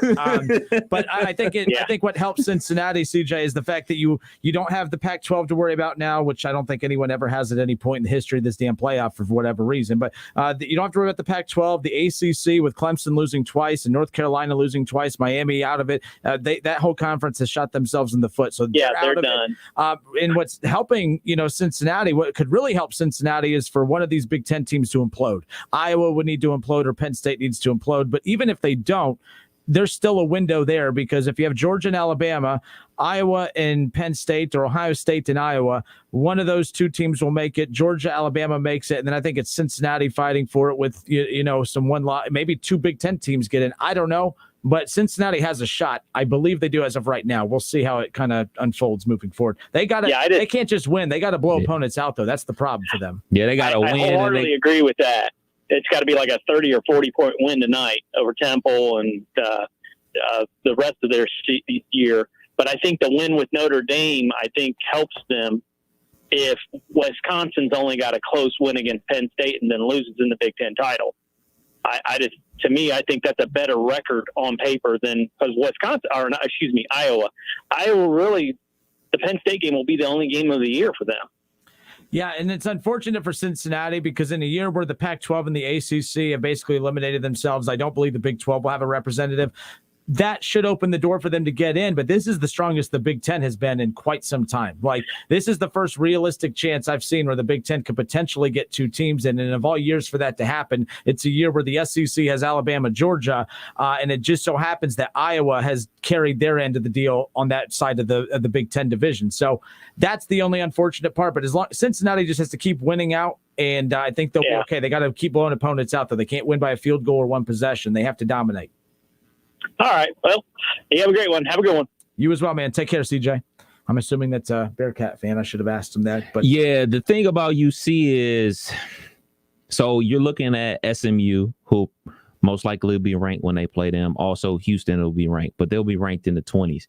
The thing about it is they have to hope, instead of this whole, well, if so-and-so wins and then they win and this win, like, we'll drive ourselves crazy. We'll be trying to guard Allen Iverson. We'll cross ourselves over and be in a pretzel trying to figure this whole thing out for them to get in. The simplest way to say it is UC has to handle their business and handle it in style. And then hopefully the Big Ten and the SEC cannibalize themselves. Like that's really the only way. So there is a chance. Yes. I've said in years past, and like that was my argument last year, there was no scenario that they get in. Right. There was no realistic path to get in. Bearcats fans want to be told there's a path to get in, and there is, but they don't like that path either. The bottom line is, and I forgot the caller yesterday, but that said this, but they brought up a good point. The Big Ten, they all control their own destiny. Right. Cincinnati doesn't. That's their only problem. Like, they can win every game the rest of the way by 50 and still miss the playoff because the Big Ten will get the benefit of the doubt with how many good teams are in that conference, how many are in the SEC. They'll get bumped. But like you said, I think Iowa, let's say Iowa gets a big win tomorrow night against Penn State, and then they turn around and lose to Rutgers or something crazy, which, by the way, we've seen crazier things happen before in that conference. That will really hurt their chances. Like Cincinnati, there is a path to get in. There has never been a path for them in the past. We were hoping, or fans were hoping. I was like, there's no way last year, the year before, that was ever going to happen, even the undefeated years for UCF. This is the first realistic path to the playoff as far as having a chance. So we'll see how that unfolds. But put a percentage on it. Can you put a percentage on it? It's just there's too many moving variables for me to put a hard percentage on it. But I still think they have a 75. I'll go 75%. Really? That high? That's too damn high. I think I'm high for saying 75%. I said 75. I'm going to own it. 75. Just be confident. You don't believe that. Say it with your chest. 25. I was around there. I just did the math, the reverse. 25 to 30% chance because of so many other things that have to happen. Obviously, most importantly, they have to win their games. That's the most important thing to do, is win your games, because you can't control what goes on at the other teams. You can't control what Iowa does. You can't control what Ohio State does. You can't control what goes on in the SEC, yada, yada, yada, yada. You just can control what you control, your teams. But the good part about having a conference like a Big Ten is like, okay, we're seeing there's a lot of good teams in the Big Ten. That means they're going to start pecking each other off. And especially when you can afford to have a loss, you don't mail it in. Like, so let's just say, for instance, Penn State loses to Iowa this week. They're not going to mail it in because, hey, man, that's one loss. All we got to do is finish the table. We're still in. In other conferences, you get one loss. If UC gets a loss, you think Sauce Williams going to stick around?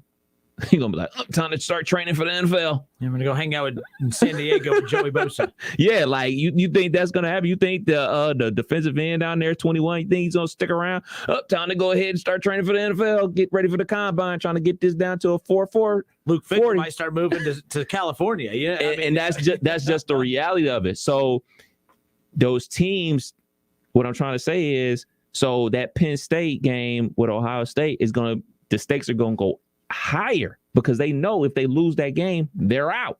So I think there's going to be an opportunity for them to actually make this thing happen, man, because these teams are going to start knocking each other off. But like I said yesterday, the worst thing that can happen for UC is for Georgia and Bama to go into the SEC championship undefeated, because barring a 50-0 blowout, both teams are going to go in to the national championship playoff if both teams make it to the SEC championship undefeated. So you better start rooting for Kentucky, better start rooting for LSU to knock them off, to give them one of them dudes a loss before they go into the SEC championship game, to knock one of them out of there, because that's really like the only way. You need a lot of chaos. But they still have a chance. They have a chance. They have a better chance than I think anybody else has ever had. So I will go to 25-30% chance of them making it. Browns fans are saying they have a better chance of making it than the Browns do of winning on Sunday. Well, at least one particular Browns fan. Who's favored in that Browns Chargers I think game? The Chargers are by 2. Oh, so really the Browns are favored because the home field is 3 points. So let me see here. Hold on. Let me just make sure I got that correct. Yeah, the Chargers at home favored by 2. So it's an even game. No expectation. The Browns suck. They shouldn't win. If I'm going to be a Browns fan, I gotta be a Browns fan. I gotta do what the rest of the Browns fans do. I gotta say stupid things like I don't expect my team to win. So What's there the you go. line? I'm just gonna say really crazy things like all the Browns fans and just fit right in. What's the line on the Cincinnati Bengals Green Bay game? That's a 3-point line. That movie, it was a 2.5. It moved back to 3. And I think I think it has more to do with all the. I mean, if you look at that laundry list of names, on the question, listed as questionable, I think that's going to fluctuate more over the coming days. I think I could see that, like once we kind of know who's definitely in for Sunday, I could see that line be moved down to 1.5. I mean, I'm surprised. I mean, the Bengals at home sold out. I mean, Joe Mixon being listed as questionable is actually a good thing. I know people are like, what do you mean he needs to play? He was, as earlier in the week, he had no chance of playing. So the fact that he's listed as questionable, maybe not so much for this week, but at least they should have him back before they hit the road to play at Detroit, at Baltimore, at the Jets. I mean, they're really going to need him for that stretch. I know those 2 of those 3 aren't great, but I think there's a lot of pressure to beat Detroit and to beat the Jets, because technically you lose to the Packers, you're supposed to. You lose to Baltimore, you're supposed to. But there are there are teams on this schedule that they are supposed to win, and I think that it's important that they do that. But yeah, Green Bay, a 3-point favorite or on the road at Cincinnati, and then the Cleveland Browns, who, according to some Browns fans in the chat section, have no chance of winning. And I get it; they're managing expectations. Oh, they're not going to win. They have guys out. Baker's arm is hurt. But then when they win, he'll start chirping and pumping this. Look how great we are. Look how awesome we are. No, you can't do that. That's worse than being a bandwagon fan like me. You got to own it from the beginning. You got to be like, no, I know they're banged up, but I think that they're going to, this is a huge game. Guys are going to step up. I'm just saying, like, Baker not being 100%, okay, whatever. They don't win games in the air anyways. They win games on the ground. And the Chargers aren't a very good run defense, a very, very good pass rush defense, and a very good run defense. We shall see, Kev. We'll see. 518-1410. Who's on? Who we got? We got Brian on line 4. Brian, sorry to make you wait, man. How are you? Hey, how you doing, Justin? Good talking. Kev, how you doing? Good. Hey, listen, I think definitely it is the Bengals time to win this Sunday. I think when you look at the Bengals versus Browns, the Bengals need to win. There were no expectations when the year started. Yep. And now we have some. And number 2 thing, you look at our 3 opponents. 3 wins, pardon me, 4 opponents, 3 wins. Yeah, we beat Pittsburgh in Pittsburgh, but that is a definitely, it's not the same Steeler team that we used to see. So now we are playing a national brand. We're playing the Packers. We have an emerging situation where if we can run the football, if we can put a lot of ifs here, a lot of old football cliches, if we can run the football with mixing out, if we can set up play action, if we can set up. Suddenly, I thought what we saw was with running the ball, now we have the emerging tight end scenario for the Bengals, which is huge. And if we can get the ball to the tight ends, if we can run the football, and the old cliche, if we can put pressure on Aaron Rodgers, it's a coming out party for Burrow. It's a coming out party for the Bengals because you're playing, it's like the Cowboys or the Packers. You're playing a national brand. And I think the pressure is definitely on the Bengals to win this week. I think they can do it. Yeah, and you bring up that national brand you talked about, and I'm glad that you brought up the Steelers. I know they're not the Steelers we are used and accustomed to watching, but winning at Pittsburgh, that's hard to do. That's why last year, that's why I'm not going to be hypocritical. Bengals fans drove me nuts last year because when the Browns won at Pittsburgh, they kept reminding Browns fans, well, that's not your typical Pittsburgh team. It's not like you beat a great Pittsburgh team. Winning at Pittsburgh is tough no matter what day of the year it is, and that's what was impressive about what the Bengals did just a few weeks ago. I don't care how beat up the Steelers were, to still be able to kind of put off to the side the intimidation of the fact that it's the Steelers. They went in there and bullied them around. The Bengals have to have that same type of mindset tomorrow or on Sunday. I'm sorry, against Green Bay. That's the only way they're going to have it. Yeah. They have to believe it. If they go in looking like there's some kind of American Conference team going up against a Big Ten team, they don't have a shot. But if they go in there feeling like Joe Burrow's Aaron Rodgers and the defense is equal, they'll be fine. They'll be fine. Yeah, I totally agree. Now, on a side note, and I appreciate you taking the phone call, when are you guys coming back up here to the Brew Barn in Troy? Because literally we live right next to it, and Christina and I would love to meet you guys. I mean, I might even spring for a beer if you came up here. Now you're talking my language. I'm just saying. We will work on getting to the Moeller Brew Bar. We had a lot of fun there. That place is really cool. It's in that old church. It's actually one of the most unique places we've done shows from. It was pretty cool. Gorgeous refurbished wood cab. I'll even buy you one. Hey, I'm with it. Hey, so you see with Moeller's putting in that huge place across from Dragon Stadium as well. I mean that place is. Yeah, we were just down there. We were just down there in August, and that's going to be super impressive. Absolutely. I have a family that lives up north, near Van Wert area, and my fiance's family's from St. Henry. So we always go to that one over there in the Maria Stein area too. Yeah, that's the original. That one. Yeah, I'd love to go. I've yet to go, but I'd love to see it. But hey, we appreciate you being patient and sitting on hold. Thanks for the call, and you have a great weekend. Justin, Kev, have a great sports weekend. See you guys. You do the same. Take care. 518-1410. It's the Justin. Time is getting away. Holy smokes. Time flies when we're having fun, I guess. Kev, let's do the what if game, shall we? Let's do it. Kev Nash brings us what if on the other side. Man, no one's giving the Bearcats a shot. This was me. All these comments in the chat section, this was me a year ago. And that's what Shaw keeps bringing up, is that nothing's changed from a year ago. Everything I said about why they shouldn't make it last year is why they shouldn't make it this year, but that's not necessarily true. I kept bashing last year. The reason they had no chance of making it is because their resume was not deserving of being in when you look at the fact that they didn't play anyone of significance. It wasn't their fault, but that's just the reality of it. Yeah, it was all conference schedule last year and everything like that. The ranked wins they did have were in the 20s and everything like that. I know a lot of people look at the Notre Dame win and everything like that, and people like to try to discredit Notre Dame, but they've been to the college football playoff a lot more than everybody else. You know what I'm saying? Outside of the teams that win it, they're in it. So that is still a good win. And for the UC fans out there, you better be Notre Dame fans to keep propping that win up. More games they win, better you look. So. Or Notre Dame does to Cincinnati what OSU did to Penn State a few years ago. They get the nod. Oh my God. I love the playoff, man. Like, I love it at 4 because there is drama because yes, teams technically do get cheated a bit.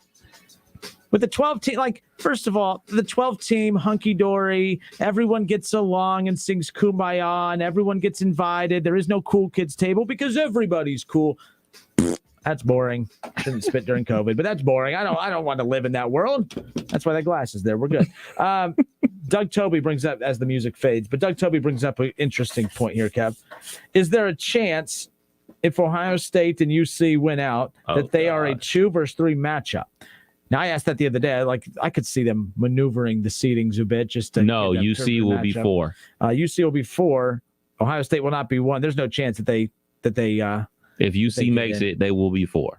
Now he brings up, or if they both lose one or more games, could they be in a Fiesta Bowl matchup? How crazy would that be? That would be a silver lining. If there was any silver lining to Ohio State not making the playoff, right, would be facing Cincinnati and just be cool. Just reminding Cincinnati who the big dog is. Oh, for sure. And I would hate it because I don't want to not root for UC. I would hate to have to pummel them. Because I'm a big Coach Fickle fan. Yeah, by the way, real quick before I get to Chris's point, he still gets too much credit for being loyal. I don't care what anybody says. I like Fickle. Him leaving, I don't judge him for leaving as with them as an American Conference team. But he didn't. He had a chance to take the Michigan State job, and he decided to give up the huge pay raise and the bigger team to stay in Cincinnati. Folks, you realize how much of a crap show Michigan State was at that point in time? It was smart for him to stay in Cincinnati. It wasn't some loyal feat. He wasn't turning down what any other man would have taken. A lot of men turned down that Michigan State job. That was not a good job to take. Now that screams volume. That says volumes about Mel Tucker, by the way. Big fan of the job he's done there, and the better job he does, better job Harbaugh does, the better job Ferentz does. It's good for Ohio State. It's good for everybody when everyone else is kind of helping carry the weight. But it'll be interesting. Chris says they need to go to an 18 playoff for sure. I could do 8 before 12. 12 is ridiculous. 8, I can get on board with 8, but you'll still have the same problem. Hey, absolutely. Kev Nash, he brings us What If when we come back. Don't go anywhere.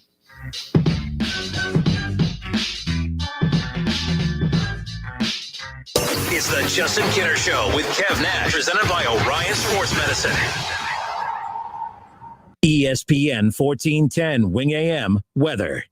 This afternoon will be partly cloudy with a chance of showers and thunderstorms, a high near 80. Tonight will be partly cloudy, a low near 60. And tomorrow will be partly cloudy, a high near 80. I'm Pete Spivak for 1410 ESPN Radio. Weather is brought to you by Cullet Propane, making buying propane easy since 1952, offering budget billing and pre-buy options. Find out more at culletpropane.com. Running a small business means just that, always running. Whew, you're not kidding. Which is why this holiday, while the other guys, not mentioning any names, are kicking it back, we'll be kicking it into gear by leaving our doors open for you. So whatever the ing you need this holiday, whether it's packing, shipping, or mailboxing, we'll be right here waiting. Now that's an ing worth celebrating. The UPS Store, every ing for small business, all in one place. The UPS Store. The UPS Store locations are independently owned. Product, services, pricing, and hours may vary. See Center for details. Hello, everyone. It's John Kozik, founder and president of TurboTrack Realty, and I buy houses as is, fast for cash. Call me today for an all-cash offer on any of your properties, and we can close within days at 614-470-2000, 614-470-2000. Do you own a property that's outdated and needs thousands of dollars in repairs? Great, I'll buy it. I'm a private real estate investor who can solve your real estate problems fast for cash. Do you want to sell and just be done with it? Okay, great. I buy vacant properties, boarded up houses, pre-foreclosures, and inherited properties. I also buy apartment buildings, rental portfolios, divorce homes. I even buy my tenant won't pay me the rent houses. I look forward to solving your real estate problems today. Call me today for an all-cash offer at 614-470-2000, 614-470-2000. There's a lot of confusion about how to protect yourself from COVID, with guidelines and regulations changing by the week. One thing is certain, you need an accurate thermometer for your family to check for fever, the leading sign of flu and COVID. Only the Exergen Temporal Scanner thermometer has been proven accurate in more than 100 clinical studies. Don't rely on non-contact thermometers. They have no scientific studies behind them and can miss the fever that might mean COVID. Learn more at Exergen.com. Exergen is changing the way the world takes temperature. In 2007, Marine First Lieutenant Travis Mannion was killed in Iraq after saving his wounded teammates. Travis's legacy lives on through the 5 words he spoke before leaving for his final deployment. If not me, then who? Words that today fuel the spirit of Travis Mannion Foundation. Words that live in veterans, families of the fallen, and inspired civilians who go out of their way to find a way, who help others with the help of others, who bounce back after each setback, who make good on good intentions. Through Travis Mannion Foundation, if not me, then who, are words that can live in you too. Show the world what your character is made of, because character is invisible until it's not. Find out how you can strengthen the character of your community alongside empowered veterans, families of the fallen, and inspired civilians at TravisMannion.org. That's TravisMannion.org. When getting the job done right is job one, you need construction equipment that's built right. From compact track loaders to the world's #1 selling compact excavator, the Kubota construction lineup features durable Kubota engines, more comfort, and the versatility to do it all and do it right. Visit your local Kubota dealer today. Go to KubotaUSA.com for full disclaimer. See Columbus Equipment Company, 7570 New Carlisle Pike in Dayton. Gathering your family around the dinner table for a home-style meal from Lee's Famous Recipe Chicken is the perfect way to end a fall day. At Lee's, homestyle happens here with our 12-piece family meal for only $32.99. You'll get 12 mixed pieces of Lee's fresh, never-frozen Famous Recipe Chicken that's honey-dipped, hand-breaded, and pressure-cooked to perfection, served up with 3 large sides and 6 fluffy biscuits. Get a homestyle meal made easy with Lee's 12-piece family meal for only $32.99. Only at Lee's, famous for chicken. There's never any FOMO with the iHeartRadio app. You won't ever have to miss out on your favorite shows and contests with this radio station again. Radio 24/7, 365. We're here when you want us. Stay connected and listen anywhere when you download the free iHeartRadio app. If you are push mowing your yard using an inefficient lawn tractor, or your current zero-turn spends more time in the shop than mowing your grass, it's time you look at the Hustler Zero-Turn Lawnmower. Residential mowers from Hustler are built like tanks and drive like sports cars. All Hustler mowers have fabricated welded steel decks. Don't settle on cheap units with flimsy stamped decks from big box stores. See Small Engine Service Pros and we'll guide you to the right mower for your property and your budget. 2030 North Dayton Lakeview Road, Route 235 in New Carlisle.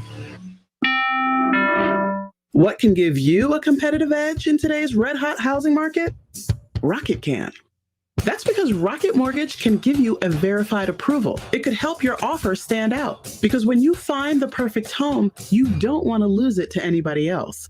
Rocket Technology provides a rock-solid verification of your income, assets, and credit, giving sellers and their agents greater confidence in you. We've already helped over 1 million clients just like you reach their home financing goals this year alone. So remember this, what can help you buy the home you really want? Rocket can. Go to rocketmortgage.com or call us today at 8338-ROCKET. That's rocketmortgage.com or call 8338-ROCKET.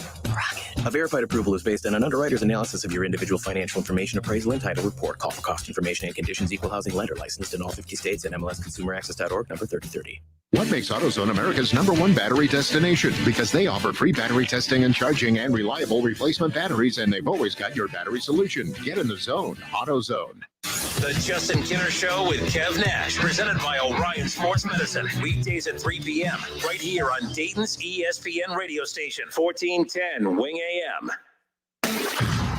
college football playoffs, Browns, Bengals, Buckeyes, and more. Catch the Keith Byers Show Mondays at noon on 1410 ESPN Radio.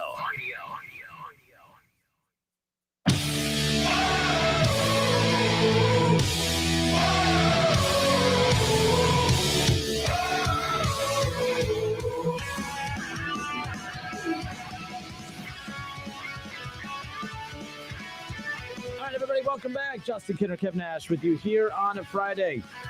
We have our Glacier Softwater High School football game of the week tonight. The Dayton Dunbar Wolverines welcoming in the Trotwood Rams. College Football Hall of Famer Keith Byers and myself, we will be on the call for tonight's game. Week 8. What in the world is going on? Week 8 of the high school football season. Going too fast. Welcome Stadium. We'll be calling the game live from. Pretty excited about that. I'll be heading out to Welcome immediately following the show today, but we still have a lot to get into here as we close out the final hour and 15 minutes of the show before heading into the weekend. Ohio State, their bye week comes up a week from tomorrow. How about that? I know they have Maryland tomorrow. What's the I know Ohio State's like a 20-point favorite in that, Kev. What's the pull it up. I'm looking for the totals for that game because I want to know if they're viewing it as one of those games where it's going to be like, remember the last time they played was, I think, both teams combined for like over 100 points. I mean, it was insane. No one was expecting that, so I can't say I don't expect that tomorrow. 71. So I mean, look, the over-under is at 71 for that game. I'll take the under. Look, Ohio State's defense has gotten better the last couple of weeks. The only reason people will not say it's gotten better is because they haven't played anybody that people care about. But if you really pay attention to how they're playing, they're swarming to the ball. Guys aren't catching balls wide open. They're not, receivers aren't getting a big release. It's starting to come together a little bit. So that interim coach, Ryan Day, that Mikey called him, is doing a pretty good job for an interim coach. I'm just going to, maybe this will be the week that he gets the interim tag taken off of him. I don't know. But nonetheless, I think that the defense has improved. Shop pointed at the defensive struggles earlier. Look, I'm not saying that they're a great defense by any means, but I do think that they have the athletes that once you figure it out, I do think that they can make a head and shoulders improvement over what we saw in the early going. I think we've seen that improvement already. Absolutely. Honestly, the last time the defense looked dreadful was that opening drive against Akron. The two first drives of the game at the Shoe in that night game against Akron. That's the last time a team moved the ball at will I shouldn't say at will. There was a drive last week that was kind of easy for him, but I don't see tomorrow being a nail biter like we saw that Maryland game a few years ago. So we shall see. Maryland has a very good quarterback. Ohio State struggles against quality quarterbacks. I mean, especially Tagovailoa, the brother of Tua. Kid could play. He had a very bad week last week. That's why I'm hesitant to say, usually guys don't have bad weeks back to back. He had a bad week last week. Horrible week. Will he have another horrible week? If he has another horrible week, Ohio State will really make him pay. Let's hope so. We shall see. But, Ohio State, a 21-point favorite tomorrow. Noon kickoff, 10:30 is when the coverage begins right here on 1410 Wing AM, and of course on our sister station 92.9 Jack FM. So there you go. Yeah, one thing about Ohio State, Matt Barnes is the guy calling the defense now. He was like the secondary coach. He was filling the role there, but now he's calling the defense, and I've seen differences not only on the scheme but how the effort of the guys. A lot of two high safety looks now. It's not just like that one high safety look. Like, you can run that defense when you have an experienced bunch of guys and know what they're doing. It's a very difficult kind of like hit or miss defense. It's like all or nothing when you're playing with a bunch of young guys who really not confident in what they're doing. So I have to see a lot of two high safeties out there, and Matt Barnes is the one calling the defensive signals now. So those are the big changes. And we can talk about the teams that they're getting these turnovers versus and the stops versus and everything like that. Well, you know what? If they weren't, then we'd be still complaining. So let's get that confidence and let's get to knowing what we're doing before we go into some real big matchups, a la versus Penn State, a la versus Michigan State, a la versus that team up north. So let's get our feet wet, because you want to be hitting your stride in November going into the Big Ten championship game and potentially making a run for the college football playoff. So I'm cool where we're at. I'm cool with it. Yep. Again, Ohio State has Maryland tomorrow at noon kick, 10:30. The pregame coverage begins at 1410 Wing AM. Then they have an off week. Then they will open up. They'll continue Big Ten play, at Indiana. And then they got got that big one against Penn State coming up on October 30th. We'll step away for a few moments. It's the Justin Kinner Show with Kev Nash, presented by Orion Sports Medicine and OGW Energy Resources. Well, it's the Kinner's Cash contest. I make so much money working in radio. Share. Every one of you out there, I would love to work in radio. They make so much money. I'm telling you, we make so much money. We don't even know what to do with it all. And that's why I had this idea of, man, I should give this money away. I make so much here. My boss says every day, Kinner, you want a raise? Eventually I have to tell him no. I'm like, guys, you guys are so generous. Stop giving me raises, guys. I've had enough raises. But I want to share my money with you. It's the Kinner's Cash $1,000 day giveaway. Every day, Kinner's giving away $1,000. If you want a chance to win Kinner's Cash, all you got to do is enter the winning word at wingam.com. Be listening 12 times a day for that winning word, in which you'll enter it at wingam.com for your chance to win $1,000. So you can enter more than one word throughout the day. So again, if just because you entered this winning word this hour doesn't mean you can't do it next hour. Be listening all day. That's kind of the whole purpose of it. We want you to listen all day. And if we have to bribe you with cash, I mean, consider it an SEC deal. When we come back, you have a chance to win Kinner's Cash. I'm giving away $1,000. I'll give you the keyword on the other side. We'll step away for a few moments. Hang around. Don't go anywhere. I have a chance for you to win $1,000 when we come back. More of the show next.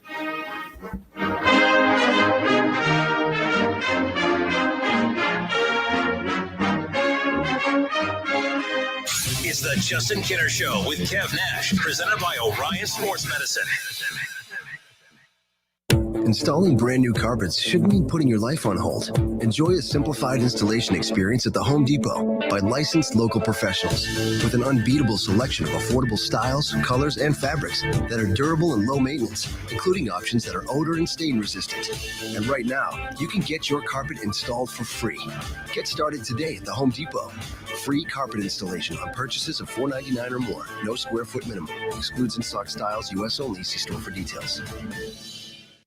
Don't mind me, just sneaking out to go to Kohl's. The home deals right now, they're too good to pass up.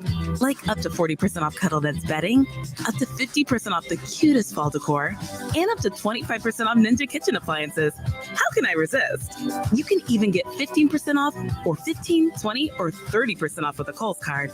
So yeah, I'm going all in for fall, and I can't even wait.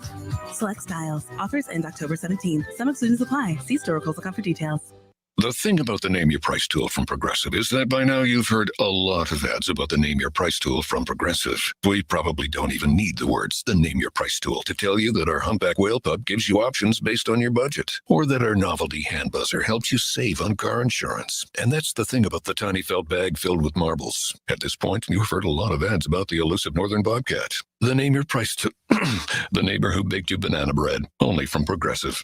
Progressive Casualty Insurance Company and affiliates. Price and coverage match limited by state law. We're planning a trip to Spain later this year. But our Spanish is pretty bad. So we're using Babbel. Babbel's conversation-based method teaches you real-life words and phrases. And with Babbel's interactive bite-sized lessons, you'll remember what you learned.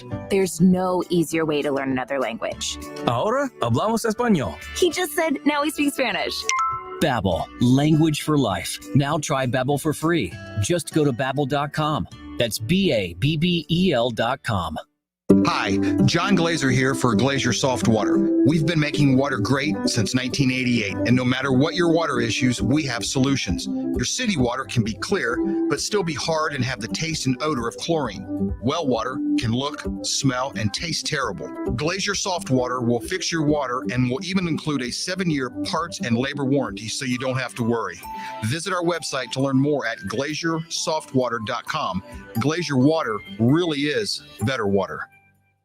COVID is spiking again, and it's just not clear how to keep your family safe. Fever is the leading symptom of COVID, and the only way to reliably detect it is with an accurate thermometer. Be vigilant and be accurate with the Exergen Temporal Scanner, whose accuracy has been proven in more than 100 clinical studies. Don't rely on non-contact thermometers. They are proven to be inaccurate and will not reliably detect a fever that might mean COVID. Learn more at Exergen.com. Exergen is changing the way the world takes temperature. You You have empty office space to fill or home office to create. You know what you need. You know what you'd like. But you also have a pretty good idea after you've shopped around the usual places what you need and what you like might not happen. Well, then you haven't been to Charles Larrick's Warehouse Outlet. Nobody has their selection. Nobody has their discounts. And every week there's something new. If you need office furniture, Larrick's Warehouse Outlet can sell it to you for half the price and below manufacturer's selected prices. Half price and below on hundreds of items. Selection from budget to the best. Really, desks from $50 to $5,000. Filing cabinets from $25 to $500. Before you go anywhere else, do yourself a favor and come to Larrick's Warehouse Outlet. With 25,000 square feet of selection, you're not going to go anywhere else. Larrick's Warehouse Outlet at 23 McOil Avenue, Dayton. Open Monday through Friday, 9 to 6. Larrick's, continuing the tradition.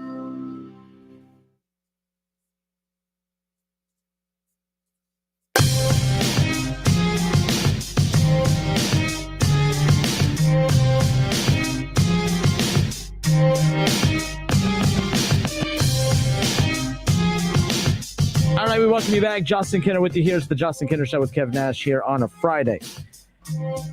I'm giving away $1,000 a day. It's the Kinner's Cash contest, giving away $1,000 each day. Be listening 12 times a day for the winning word. When you hear that winning word, you enter it at wingam.com. All winning words are, of course, the names of all the local players, whether they be local, like Dayton players, Wright State players, some of our local high school players, Ohio State, Browns, Bengals, and more. Be listening for those 12 winning words a day, Monday through Friday, starting at 7 a.m. All right, let's give you this hour's winning word. Again, when I give you this word, head to wingam.com and enter it at the website. So this, I love this one. This is a great one. All right. This team is going to get a WIN thanks to OBJ. So enter OBJ at wingam.com, and hopefully you're selected as one of our $1,000 winners. I love giving away my money. I make so much money in radio. You have no idea how much we in radio make. I mean, like Kev's over there. I had to give him a break. I'm so tired. He's counting his money right now. That's how much money we make in radio. By the way, for those who don't know me, I'm hoping you're sensing the sarcasm, but we make so much money that I'm giving away my own money. I'm giving away $1,000 a day. Head to wingam.com for your chance to win $1,000. It's the Kinder's Cash contest right here on 1410 Wing AM. Enter OBJ at wingam.com. We'll be back. Hour number 3 coming up next.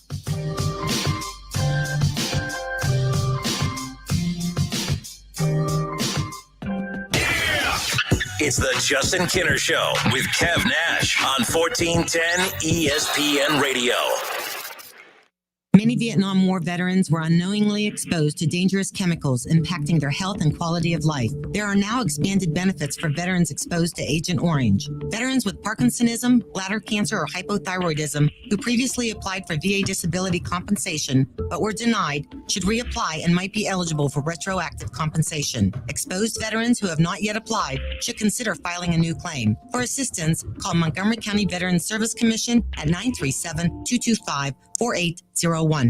Attention Class A CDL drivers. Looking to be more than just a number? Yoel Transportation in Dayton is looking for drivers with at least 1.5 years experience. Yoel has open positions for no-tarp flatbed drivers and no-touch regional or local van drivers. Yoel is ELD compliant and offers 401k with match, medical, dental, vision, holiday pay, vacation, safety bonuses, and now has a rider policy. Call Rick or Joe at 937-294-5933 and ask about the $5,000 sign-on bonus today.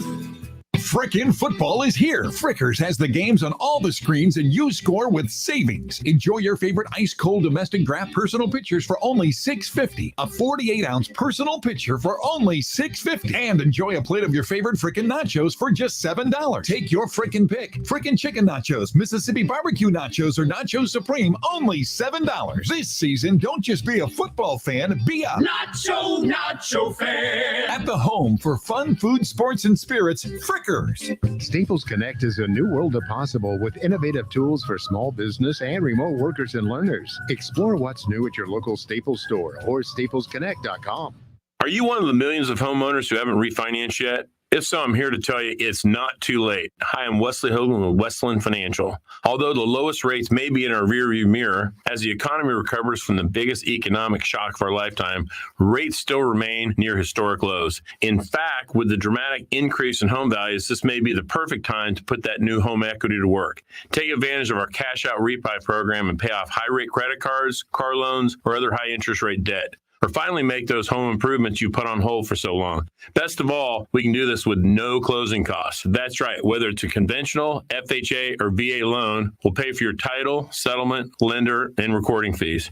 So call Westland at 888-455-3669. That's 888-455-3669. It's the biggest no-brainer in the history of mankind. 888-455-3669. Paid for by Westland Financial. NMLS number 3304. Not all loans apply. Equal housing lender. What can give you a competitive edge in today's red-hot housing market? Rocket can. That's because Rocket Mortgage can give you a verified approval. It could help your offer stand out. Rocket Technology provides a rock-solid verification of your income, assets, and credit, giving sellers greater confidence in you. Go to rocketmortgage.com or call us today at 8338-ROCKET.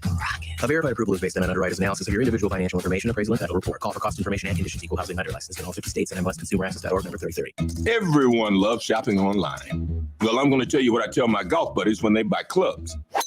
Stop searching for coupon codes. Download Capital One Shopping to your computer. Capital One Shopping instantly searches for available coupon codes and automatically applies them at checkout. Plus, it's free, and you don't even need a Capital One card to use it. That's like hitting a hole in one without even trying.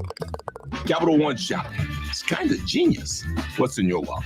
Savings and available coupons vary. Cordell Transportation is now hiring Class A CDL drivers. $5,000 sign-on bonus. That's right, $5,000 sign-on bonus. Home daily dedicated lanes, no touch freight. Apply today at CordellTransportation.com. Cordell Transportation, driven to succeed. With confusion around vaccinations, masks, and public screenings, it's important to know the symptoms of COVID and its variants. Fever is the leading sign, so make sure to use an accurate thermometer for your family. Only the Exergen Temporal Scanner Thermometer has been proven accurate with more than 100 clinical studies. Non-contact thermometers have no clinical evidence behind them and cannot be relied on. Be vigilant and be accurate with Exergen. Learn more at Exergen.com. Exergen is changing the way the world takes temperature.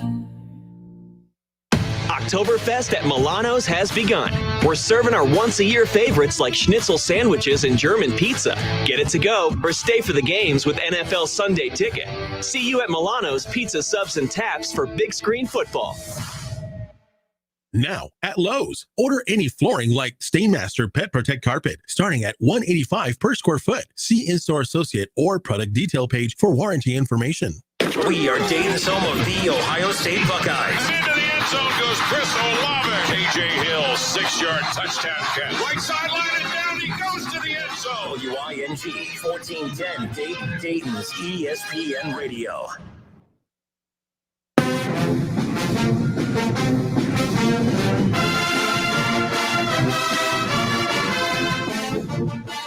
How in the world is it October already? We're already heading into today's what, week 7 high school football? Hold up. Week 8. Oh gosh, I can't keep up. College football already. I mean, Ohio State's already 1, 2, 3, 4, 5. 6 games into the season already. We're already at the point where we're talking about Ohio State's bye week. That's crazy. Gotta enjoy these games while we got them, man. Yeah, no kidding. I think we learned last year just how precious these little childhood games are. Holy moly. We welcome you back. Hour 3. It's the Justin Kinner Show with Kev Nash. Ohio State and Maryland. Kickoff tomorrow at noon. Pre-game coverage begins at 10:30 right here on 1410 ESPN Radio and, of course, on our sister station, 92.9 Jack FM. We're just a few weeks away from the very first college football playoff poll to be released for the 2021 season. I believe it's after the Penn State game, too, so that makes that what's already a huge game makes that game even bigger. But got to get through tomorrow's game. Look, that's that cliche, one game at a time, but seriously, we got to just, I think we learned with Maryland a few years ago. Can't overlook him. Tua's brother, the Tagovailoa kid, can play. He can throw the football. And I'm still confident Ohio State's buttoned up some things the last couple of weeks. But at the end of the day, it's really going to come down to, can they contain a good quarterback.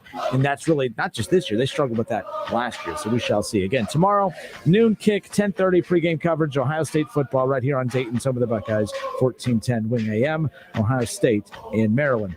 Our Glacier Softwater High School football game of the week kicks off tonight at 7 o'clock. We're just under 2 hours away from kickoff. The Dayton Dunbar Wolverines, I don't know why I would say the Dayton Dunbar, the Dunbar Wolverines welcome in the Dayton Trotwood Rams, right? If I put Dayton in front of everything. But the Dunbar Wolverines welcome in the Trotwood Rams at Welcome Stadium. Coming up here at 7 o'clock kickoff, College Football Hall of Famer Keith Byers and I will be on the call for the Glacier Softwater High School football game of the week presented by OGW Energy Resources. So that's coming up here just under 2 hours from now. Week 8. My goodness. I mean, we're wrapping up the regular season. The playoffs will be here before you know it. Pretty pumped about that. All right. Talked a lot of NFL today. I even went off on Browns fans. I mean, it's been a weird, it's a Friday in October. That's what it sounds like. But Kev, we talked yesterday. A lot of what ifs out there, and that's what you're going to bring to the table right now. Kev Nash brings us what if. A lot of the top what ifs right now in the world of sports, Kev. So let me give you a little bit of music to kind of give you a little backdrop there. Yeah. So give us some of these what ifs, Kev. What if I told you the Dallas Cowboys 30 for 30? I haven't done one in a while. Let me give you some inspiration. What if I told you the Dallas Cowboys made it all the way to the Super Bowl? What would you think?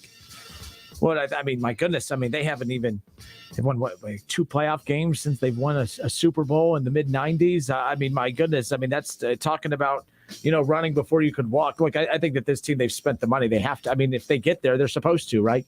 The NFC's down. The NFC is not. I mean, I'm watching 2 teams last night that are supposed to be the face of the NFC, and the Seahawks and the Rams, and those 2 teams look very beatable. Stafford looked untouchable the first couple of weeks, and he looks very Detroit-esque right now. Solid, still leading the league. I mean, I think he's like second in total yards. Actually, I think he's number 1 in total yards passing on the season. He has a lot of yards. He's throwing the ball, picking up yardage. But that's the competition right there. I don't think that any team in the NFC is head and shoulders better than the Cowboys. Okay. I would not be surprised coming out of the NFC. Winning the Super Bowl is different, but getting to the Super Bowl, I don't think that should be a problem. That defense, I mean, in the NFL, that's what's crazy. There's so much talent, even in college. These are talented athletes. Sometimes it is the scheme. And the Cowboys are proving that. I know they added some guys. I know I called him Bush the other day. I was thinking of the guy that the Steelers had. But Micah Parsons has just been a godsend for that team because it's not just him that's led to the revitalization of that defense, but the defensive coordinator, the difference in the scheme. The Cowboys look legitimate. I'm so glad I follow 2 teams in the NFL. Yeah, you talked about Micah Parsons, but they also got Trayvon Diggs, 5 interceptions. Stephon Diggs' younger brother and everything like that. He played at Alabama, so he has a great pedigree. I wouldn't be surprised if they made it to the Super Bowl, man. As high powered they are on offense, they really can play 2 styles, man. They showed last week that, hey, man, we can still ground the pound with Zeke. Zeke had a big game last week, and I know everybody was opening arms about this week 1 performance. Well, week 1, they didn't try to run the ball. They said, we're not going to try to run the ball. We're going to try to beat this team strictly through the air. And then them also having Tony Pollard in the backfield gives them like a kind of 1-2 punch when they do go to that ground and pound style. But let's not forget, man, they still got Dak. They still got a ton of wide receivers, and that defense is looking better and better each week. So I wouldn't be surprised if the Dallas Cowboys made the Super Bowl. Yeah, you talked about the player on defense I just spayed, not Micah Parsons. Diggs. Diggs, I'm sorry. Diggs has been a godsend on the defensive side, and then you look at this, the way Pollard has just emerged right there. I mean, they could potentially have 2,000-yard backs. Both are on pace to rush for 1,000 yards this year. Will they? I think injuries will slow one of them down. I think right now the 2 running back set is the way you got to go. That if you start looking around the league, the teams that are having the most success, it's not just Nick Chubb, it's Nick Chubb and Kareem Hunt. Nick Chubb's a power runner. He can get he's going to bruise you early on in the game, and then by the end when you're tired, he's running down the sideline. It never fails watching the Browns game. Chubb has some kind of breakout run in the 4th quarter, but that run happens because of all the damage he does in the first 3 quarters, and then Kareem Hunt just a pain in the behind in the backfield as well. The Cowboys have that with Zeke and Pollard. They can continue building on that with CeeDee Lamb and with all the weapons they have on the outside. That O-line's protecting Dak too, something they weren't doing last year. So they have the weapons, and the defense, are they for real? I don't know. They contained Justin Herbert and the Chargers. They beat the Chargers. They haven't played a lot of good teams, but eventually that'll take care of itself. But the Cowboys definitely look good. Up next. Absolutely. What if I told you the Kansas City Chiefs finished with a record of 9-8? 9-8 right now. I mean, look, I don't think it's that crazy considering the fact that they don't look unstoppable. Teams don't look intimidated by them. In college, you watch teams go up against Alabama, they play scared. Teams play Ohio State, they play scared. Usually Clemson, I will say, not this year, obviously, but you start to build that reputation a bit, and teams play to not lose to you instead of to beat you. And I think that the Browns showed the blueprint in week 1 of the blueprint to beat the Chiefs, and that's with the run game. And right now, their defense is just horrible. They spent so much time in the offseason on the offensive line, which they did the right thing. I have no problem with what they did, by the way. And this is my whole point to Bengals fans about the Chiefs and their approach. Everyone's like, well, you didn't rip them for how bad their defense is. I think that front office, as long as their moneymaker, Patrick Mahomes, is standing upright and winning MVPs and winning them football games, I think they will settle for a bad defense if it means keeping him protected. I think that's the one thing that the Chiefs front office will tell you, maybe not publicly, but I think that that's what their mindset was. Hey, we're going to take a hit defensively, but you know what? Having a good defense without our star quarterback means nothing. That's why they went all in on getting Orlando Brown and protecting him with Joe Thuney and so on and so on.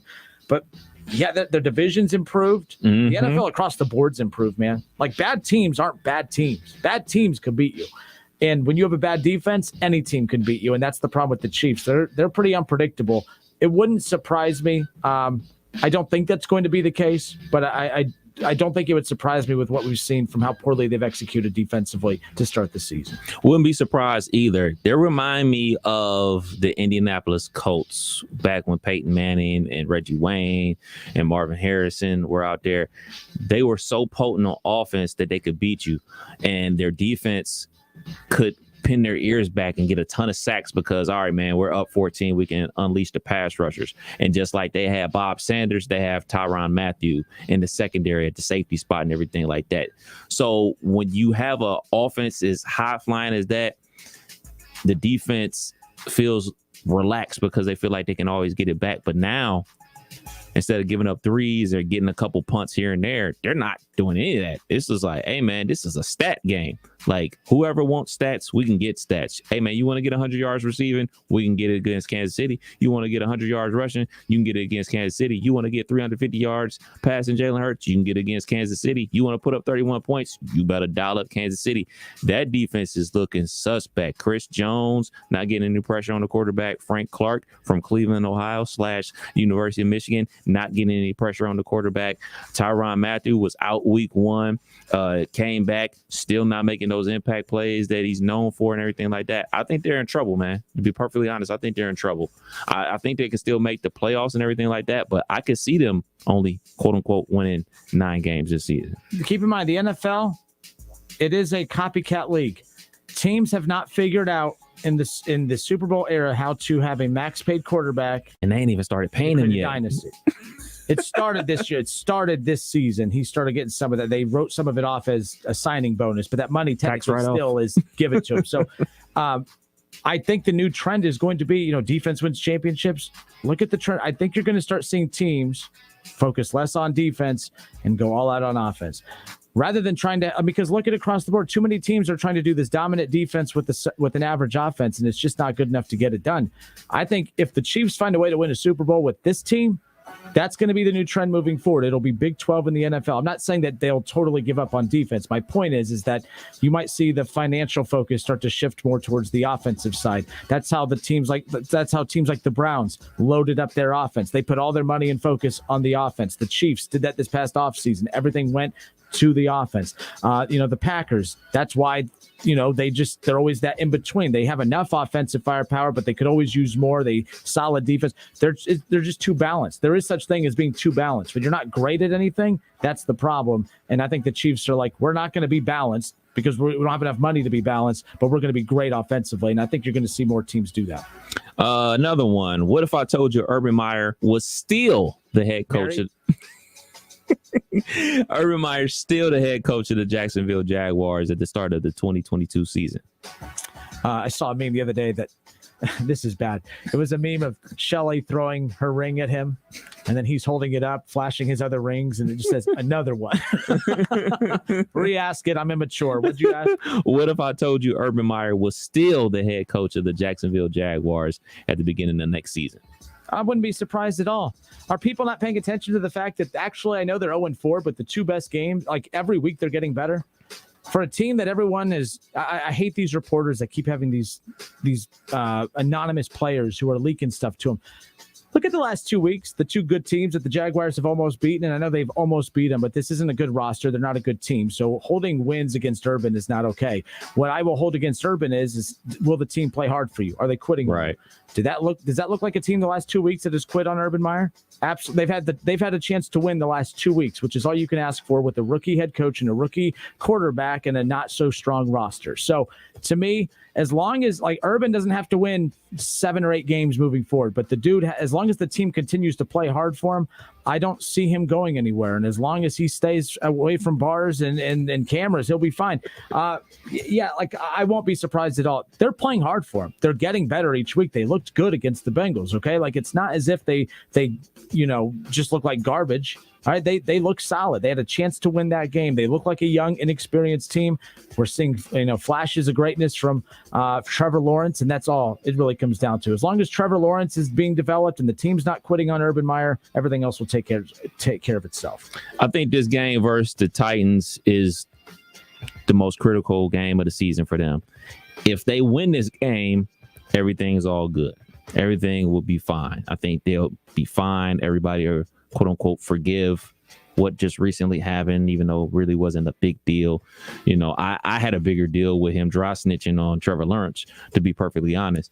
But I think this game is the most important because if they get blown out and it's like some type of quit in there, lack of effort in there, because like you said, the last 2 weeks versus the Cardinals and versus Cincinnati Bengals, they fought to the very end and they were in the game and they had a chance to win, yada, yada, yada. But if they get blown off the map by the Titans off the rip, then I think it's over for him. So if he is the head coach at the start of next season, I guess I really just got to wait and see how this game plays out. So I can't even answer my own question. I really want to see how this game plays out because if they quit and they're not giving what they gave in those previous weeks, I think it's over for Herb down there in Jacksonville. Yeah, and again, just holding it's the game within the game. Yeah, it's not win because losses, I think that this game will say if what the reports are from the locker room are true or not. Like if they come out there and fight and lose another close game or even win the game, I think those quote unquote reports were false or made up or just that person he's not a leader on the team or anything like that. But if it's coming from a leader on the team, I think they get blown out. So we'll see. I hate to cut this segment short. No problem. I got the two good ones for you. But make them quick. But we got John Gruden news that is not good. We'll talk about that in a second. But okay, real quick. What if I told you the Browns missed the playoffs? I'll be very surprised by that. This is a good football team. They just won a game last week. Their quarterback had a QBR of 15.1, and they won a game against by the way, that offense that the Vikings have, they held them to 7 points. Like the Vikings aren't looked at opening drive, and I'm like, oh, it's going to be a long day because that's what that Vikings offense does. I mean, they have weapons all over, and the Browns picked up. Technically, they didn't pick up where they left off with the Bears because they had that opening drive little lull, but from there they picked up where they left off against the Bears. They look dominant defensively. They have the arguably, top 2, top 3 run game in football. When Baker's healthy, top 10 quarterback. I'll be extremely surprised if they miss the playoffs because at the end of the day, this team is built to compete for a Super Bowl. So to be built to compete for a Super Bowl playoffs, that's just the natural expectation. So I will be surprised if they miss the playoffs. Last one. What if I told you the Cincinnati Bengals made the playoffs? If you would have asked me this in the offseason, I would have laughed at you. In fact, I would have hit the sitcom laughter. I'm going to hold off on giving a serious answer to this until Monday because at the end of the day, I have never hid from telling people when I'm wrong. I don't think I'm wrong. I don't think that the Bengals are a good football team right now. But you know what? They're 3-1. They've won the games they're supposed to. They could potentially be 4-0. If they take care of their business against the Packers, a hater would find a way to discredit the win against the Packers. You can't find a way to discredit a win against the Packers. If they take care of business against the Packers, I will not go all in and say they're a lock to make the playoffs, but I will go all in to say, hey, all that smack talk about Zach Taylor, I was wrong. Because if he can get this team to come together and they could beat Aaron Rodgers in Green Bay and at home, sold out, all that fun stuff, that means they're gelling, they're coming together. And I can't diss that. Like, I'm not impressed with what I've seen from Zach Taylor or the Bengals the last couple of years. I definitely thought last year was a disaster. They hung Burrow out to dry. I do not like their approach in the offseason. And by them winning, it doesn't mean that I'm wrong for my dislike of their approach in the offseason. It just means that they're very fortunate they got Pollock, because I think Pollock is more responsible. He's doing better than I thought. I rolled my eyes when people said Pollock was going to make a big difference. I'm like, you can't give a chef generic ingredients and expect him to make, a 5-star meal. It ain't going to work that way. They look pretty dang solid, but we'll see what they have against the Packers on Sunday. So that's a very politicized answer. I didn't give you one. We'll see. All right, we'll step away for a few moments. John Gruden could be on the way out of I almost said Oakland, but out of the NFL completely. An email has surfaced. Don't hit send. Actually, that's a stupid comment on my part. Why would you even say this at all? Why would you even type this at all? John Gruden, a very racist email, has kind of been uncovered from back in 2011. He described the NFL Players Association Executive Director DeMaurice Smith with a racist description. John Gruden has addressed the media already, has come out, he's apologized. He said that he does not recall that email, but he is going to accept accountability, and he's going to do everything he can to make this situation better. We'll talk about that on the other side. It's the Justin Kinner Show with Kev Nash, presented by Orion Sports Medicine and OGW Energy Resources. We'll be back in just a moment.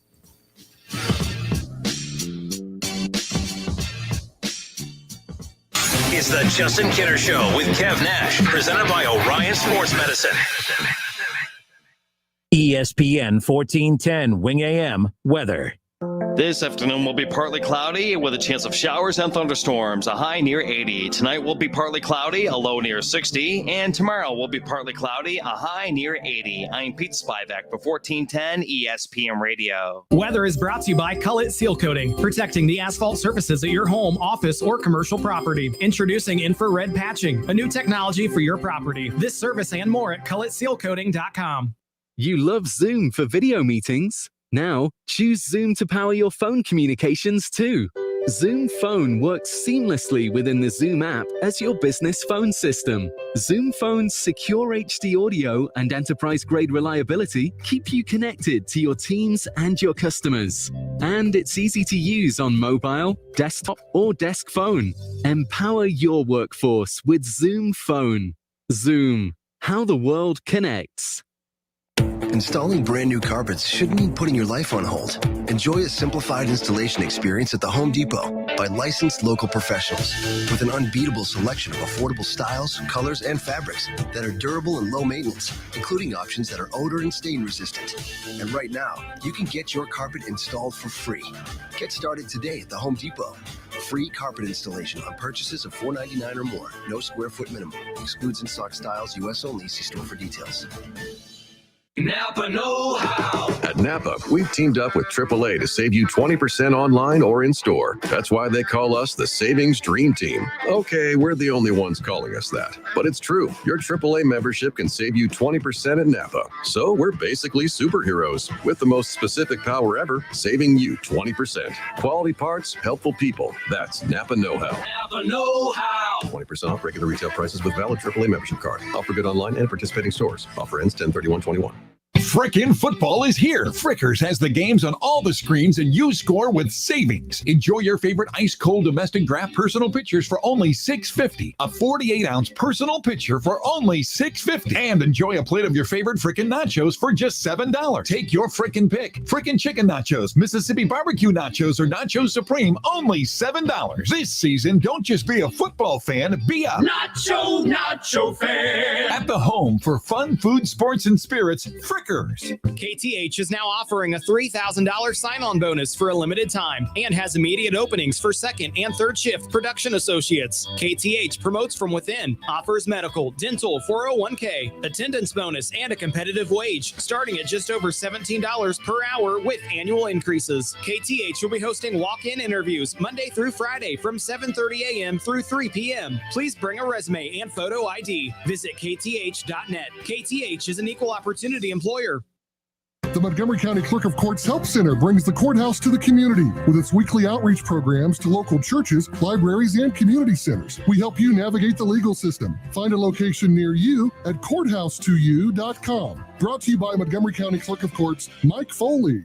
You have empty office space to fill or home office to create. You know what you need. You know what you'd like. But you also have a pretty good idea after you've shopped around the usual places what you need and what you like might not happen. Well, then you haven't been to Charles Larrick's Warehouse Outlet. Nobody has their selection. Nobody has their discounts. And every week there's something new. If you need office furniture, Larrick's Warehouse Outlet can sell it to you for half the price and below manufacturer's selected prices. Half price and below on hundreds of items. Selection from budget to the best. Really, desks from $50 to $5,000. Filing cabinets from $25 to $500. Before you go anywhere else, do yourself a favor and come to Larrick's Warehouse Outlet. With 25,000 square feet of selection, you're not going to go anywhere else. Larrick's Warehouse Outlet at 23 McOil Avenue, Dayton. Open Monday through Friday, 9 to 6. Larrick's, continuing the tradition.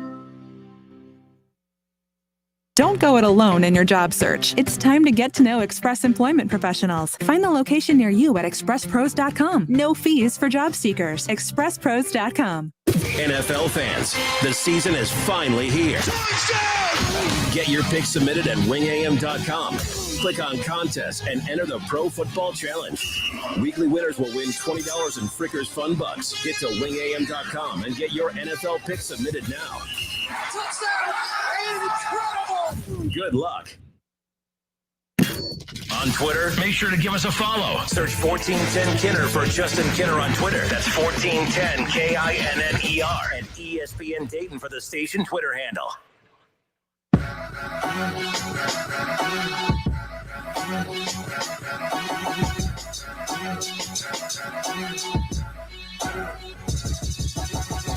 All right, we are back. Justin Kinner, Kev Nash with you here on 1410 ESPN Radio. John Gruden.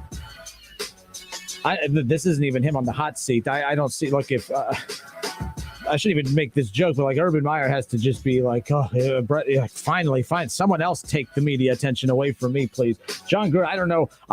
We've only been able to read up on this over the last 5 or so minutes. So John Gruden, according to ESPN's Adam Schefter, says that the NFL statement that the email from John Gruden denigrating DeMaurice Smith is appalling, abhorrent, and wholly contrary to the NFL's values. We condemn the statement and regret any harm that its publication may inflict on Mr. Smith or anyone else. So I guess at the peak of the 2011 NFL lockout, John Gruden sent an email that used a racist description to describe NFL Players Association Executive Director DeMaurice Smith, if I'm saying his name wrong. Yeah, that's the way. Yeah, that's how you pronounce it. In the email, I'm going to read some of it, not all of it. He says that, DeMaurice Smith, he just referenced his lips. I'm going to leave it at that. I can't even read this. So he references his lips. Okay. Now, John Gruden discussed the article with his players this morning. Kev, how is this just now coming out? That's pretty impressive, to be honest with you. But here's John Gruden, his comment saying, I really don't remember exactly this email. It was a long time ago. I certainly will take accountability for it if it's on my email. I do know this, at that point in my life, 11 years ago or 10 years ago, I am sure I vented a little bit with my friends about certain things. I know at that time, the collective bargaining agreement was changing. There was a lockout going on, or the threat of a lockout, if I can remember. I probably looked at D as the villain, and I was really upset. I was really upset that there was going to be a lockout. I felt that Gene Upshaw would never have allowed that to happen. I didn't feel like we were getting the truth. I refer to guys when I see them lying and I can tell they're lying. I refer to them as rubber. He says rubber lips. I refer to people who are lying as rubber lips. I went too far calling him the other phrase that he used. I never had a blade of racism in me. I was just pissed and used a terrible way to insult a guy. I called D. I have reached out to him and I haven't heard back from him yet, but I will continue to try. This just, I don't even know where to go with this. I don't see how he comes out of this. If the Raiders were looking to get out of that nice old, really expensive contract, this is obviously the moral clause that we were talking about with Urban the other day. This would be the time to do it. How do you receive that explanation from John Gruden? Man, this is a lot to unpack. And, like you said, we just got this and we tried to read over it during the break and everything like that. It's a lot of information to try to digest and understand where he's coming from and the rhetoric he used in the email. Something definitely be learned here to everybody out there listening, not just people that are involved in, sports, just regular business and everything like that. Hey, everything that you send in an email goes somewhere and it's there forever. And think about it. This is 2011. And why does this stuff always seem to be with the Washington football team? Like they're always in the middle of something too. John Gruden. Yes, but I'm saying like the email was sent to the president of the Washington football team as the NFL and the players were involved in the midst of a it was lockout. about the Players Association. Okay. Yeah. So for me, I'm just looking at it as what prompted you to say that? Because obviously we're probably not going to be using the language he used in this email. You can, jump on Twitter or Facebook and read what he said in the email for yourselves and all that type of stuff. But like, I understand what he's saying. Like he views people that are lying, rubber lips and everything like that. But we talked about Urban Meyer and moral clauses. This is something that we can all agree on is morally wrong. Mm-hmm. So it don't look good for him. It don't look good for him sticking around with the Raiders too much longer, man, because, not only people in that locker room, but I'm sure there's going to be pressure from the actual NFL to say, y'all got to do something. I don't know if a fine is going to be enough. And not that this should matter, but like it's going to be interesting how this is handled because of the status of John Gruden.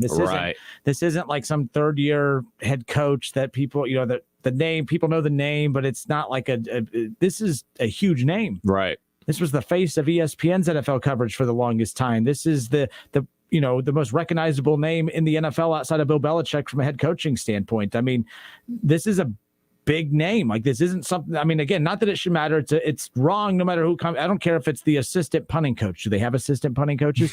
I don't care if it's the assistant punting coach.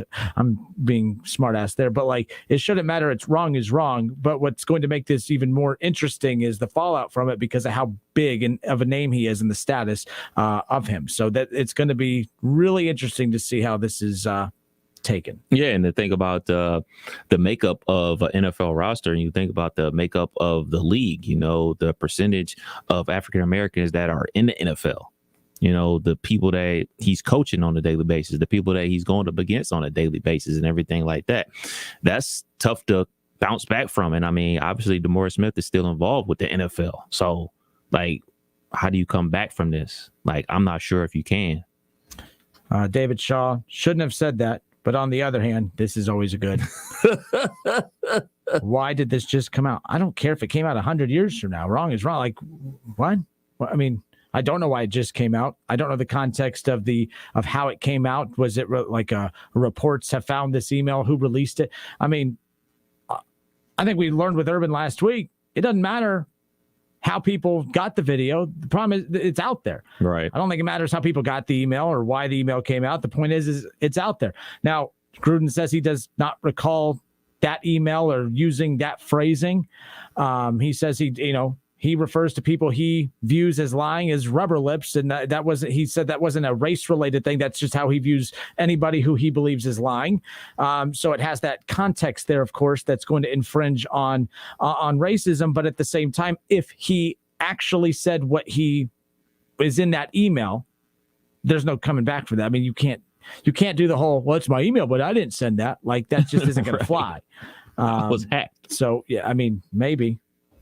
No, he's he ain't no coming back from that. I would still, I'm doing some reading now, and I guess this is reported from the Wall Street Journal. So that's where you want to go read it, because the stuff that I read on ESPN is really just basically breaking down like snippets of the article. But do I have a subscription to Wall Street Journal? Goodness, y'all about to make me pay for this? Just to get all that, yeah.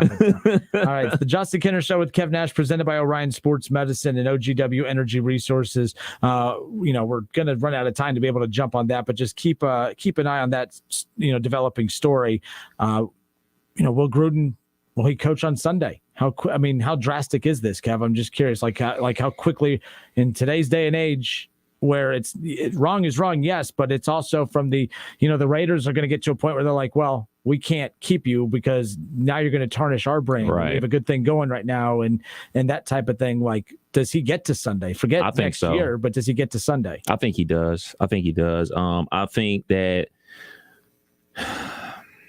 gets to Sunday for one reason and one reason only. I wouldn't want to put my interim coach in the position to have to answer those questions. Like, say they do fire him. Let's just say they like, all right, man, you can't coach on Friday or on Sunday. You're fired. We're letting you go with calls and everything like that. And then they say, all right, Justin, you're the interim coach. You play the game. You go to the press conference after the game. They're not asking about the game. They're not asking about that 3rd and 1 call you made. They're asking everything about John Gruden. And you, as the interim coach, are just going to be sitting up there like, I don't know. I wasn't the one sending that's up to the Raiders to say, hey, we'll only be taking questions pertaining to the game.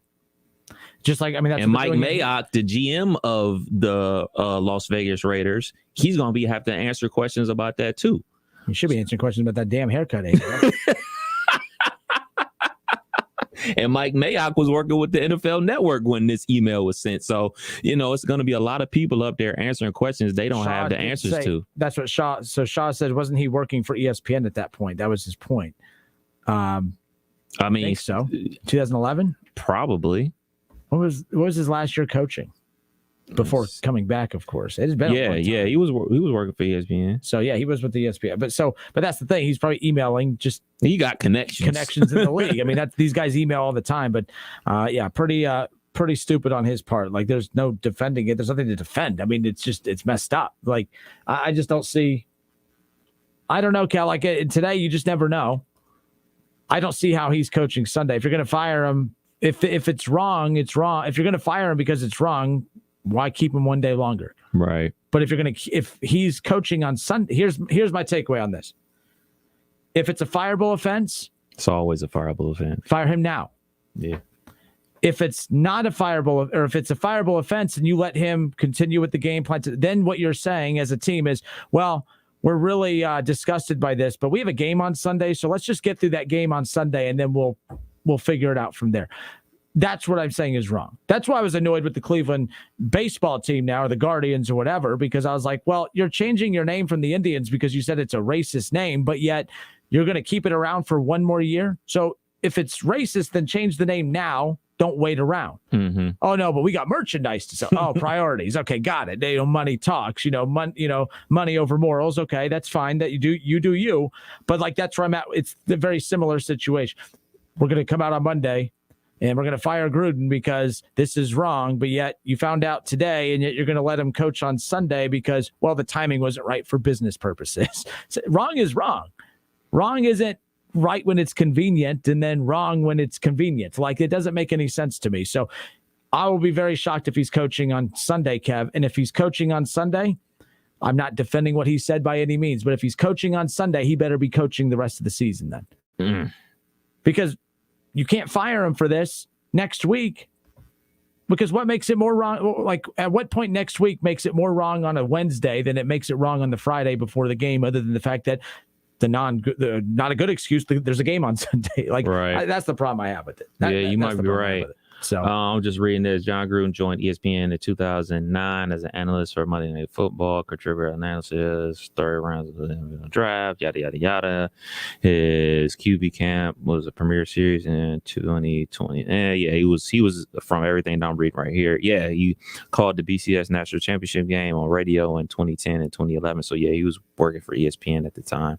So, but that doesn't mean he doesn't have access to emails. He's been involved in NFL for at least 20-something years. An email's an email. He can get it. I guess it really don't matter if he was an employee of the league or not. These things still came out. All right. It's the Justin Kinner Show with Kev Nash, presented by Orion Sports Medicine and OGW Energy Resources. We'll step away for a few moments. We caught up with the ESPN Radio's Jason Fitz earlier in the season. Unfortunately for him, he's a big Raiders fan, so he comes on with us every week. Love talking football with him. We'll have that interview coming up for you on the other side of this break. But, yeah, we'll talk about the Bengals. We'll talk about the Browns, all of that stuff coming up. What a weekend at that. High school football, or Glacier High School football game, or Glacier Softwater High School football game of the week tonight. Dunbar Wolverines welcoming in the Trotwood Rams. Welcome Stadium, 7 o'clock to kickoff. Keith Byers, College Football Hall of Famer, and myself will have the call coming at you live at 7 o'clock, so make sure you tune in for that. We appreciate that. It's our Glacier Softwater High School football game of the week, presented by OGW Energy Resources. All right, we'll step away for a few. We got Jason Fitz coming up on the other side. I'm giving away $1,000 every single day. It's the Kinner's Cash contest every day, giving out 12 winning words that you had to be keeping an ear out for. When you catch that winning word, you enter it at wingam.com. Last hour, the winning word was OBJ. Again, all these winning words are going to be names of a lot of the players we talk about and cover, whether they're here locally with our teams or, the Ohio teams. So, the Browns, Bengals, Buckeyes, and more. OBJ was the winning word last hour. This hour, Garrett, as in Myles Garrett, of course. Garrett. Head to wingam.com and enter Garrett, Garrett, at wingam.com for your chance to win $1,000. It's the Kinner's Cash contest. $1,000 a day I'm giving away to you, the listeners, so make sure you go and take advantage of that. Enter it. Garrett, winning word for your chance to win $1,000. We'll be back in just a moment.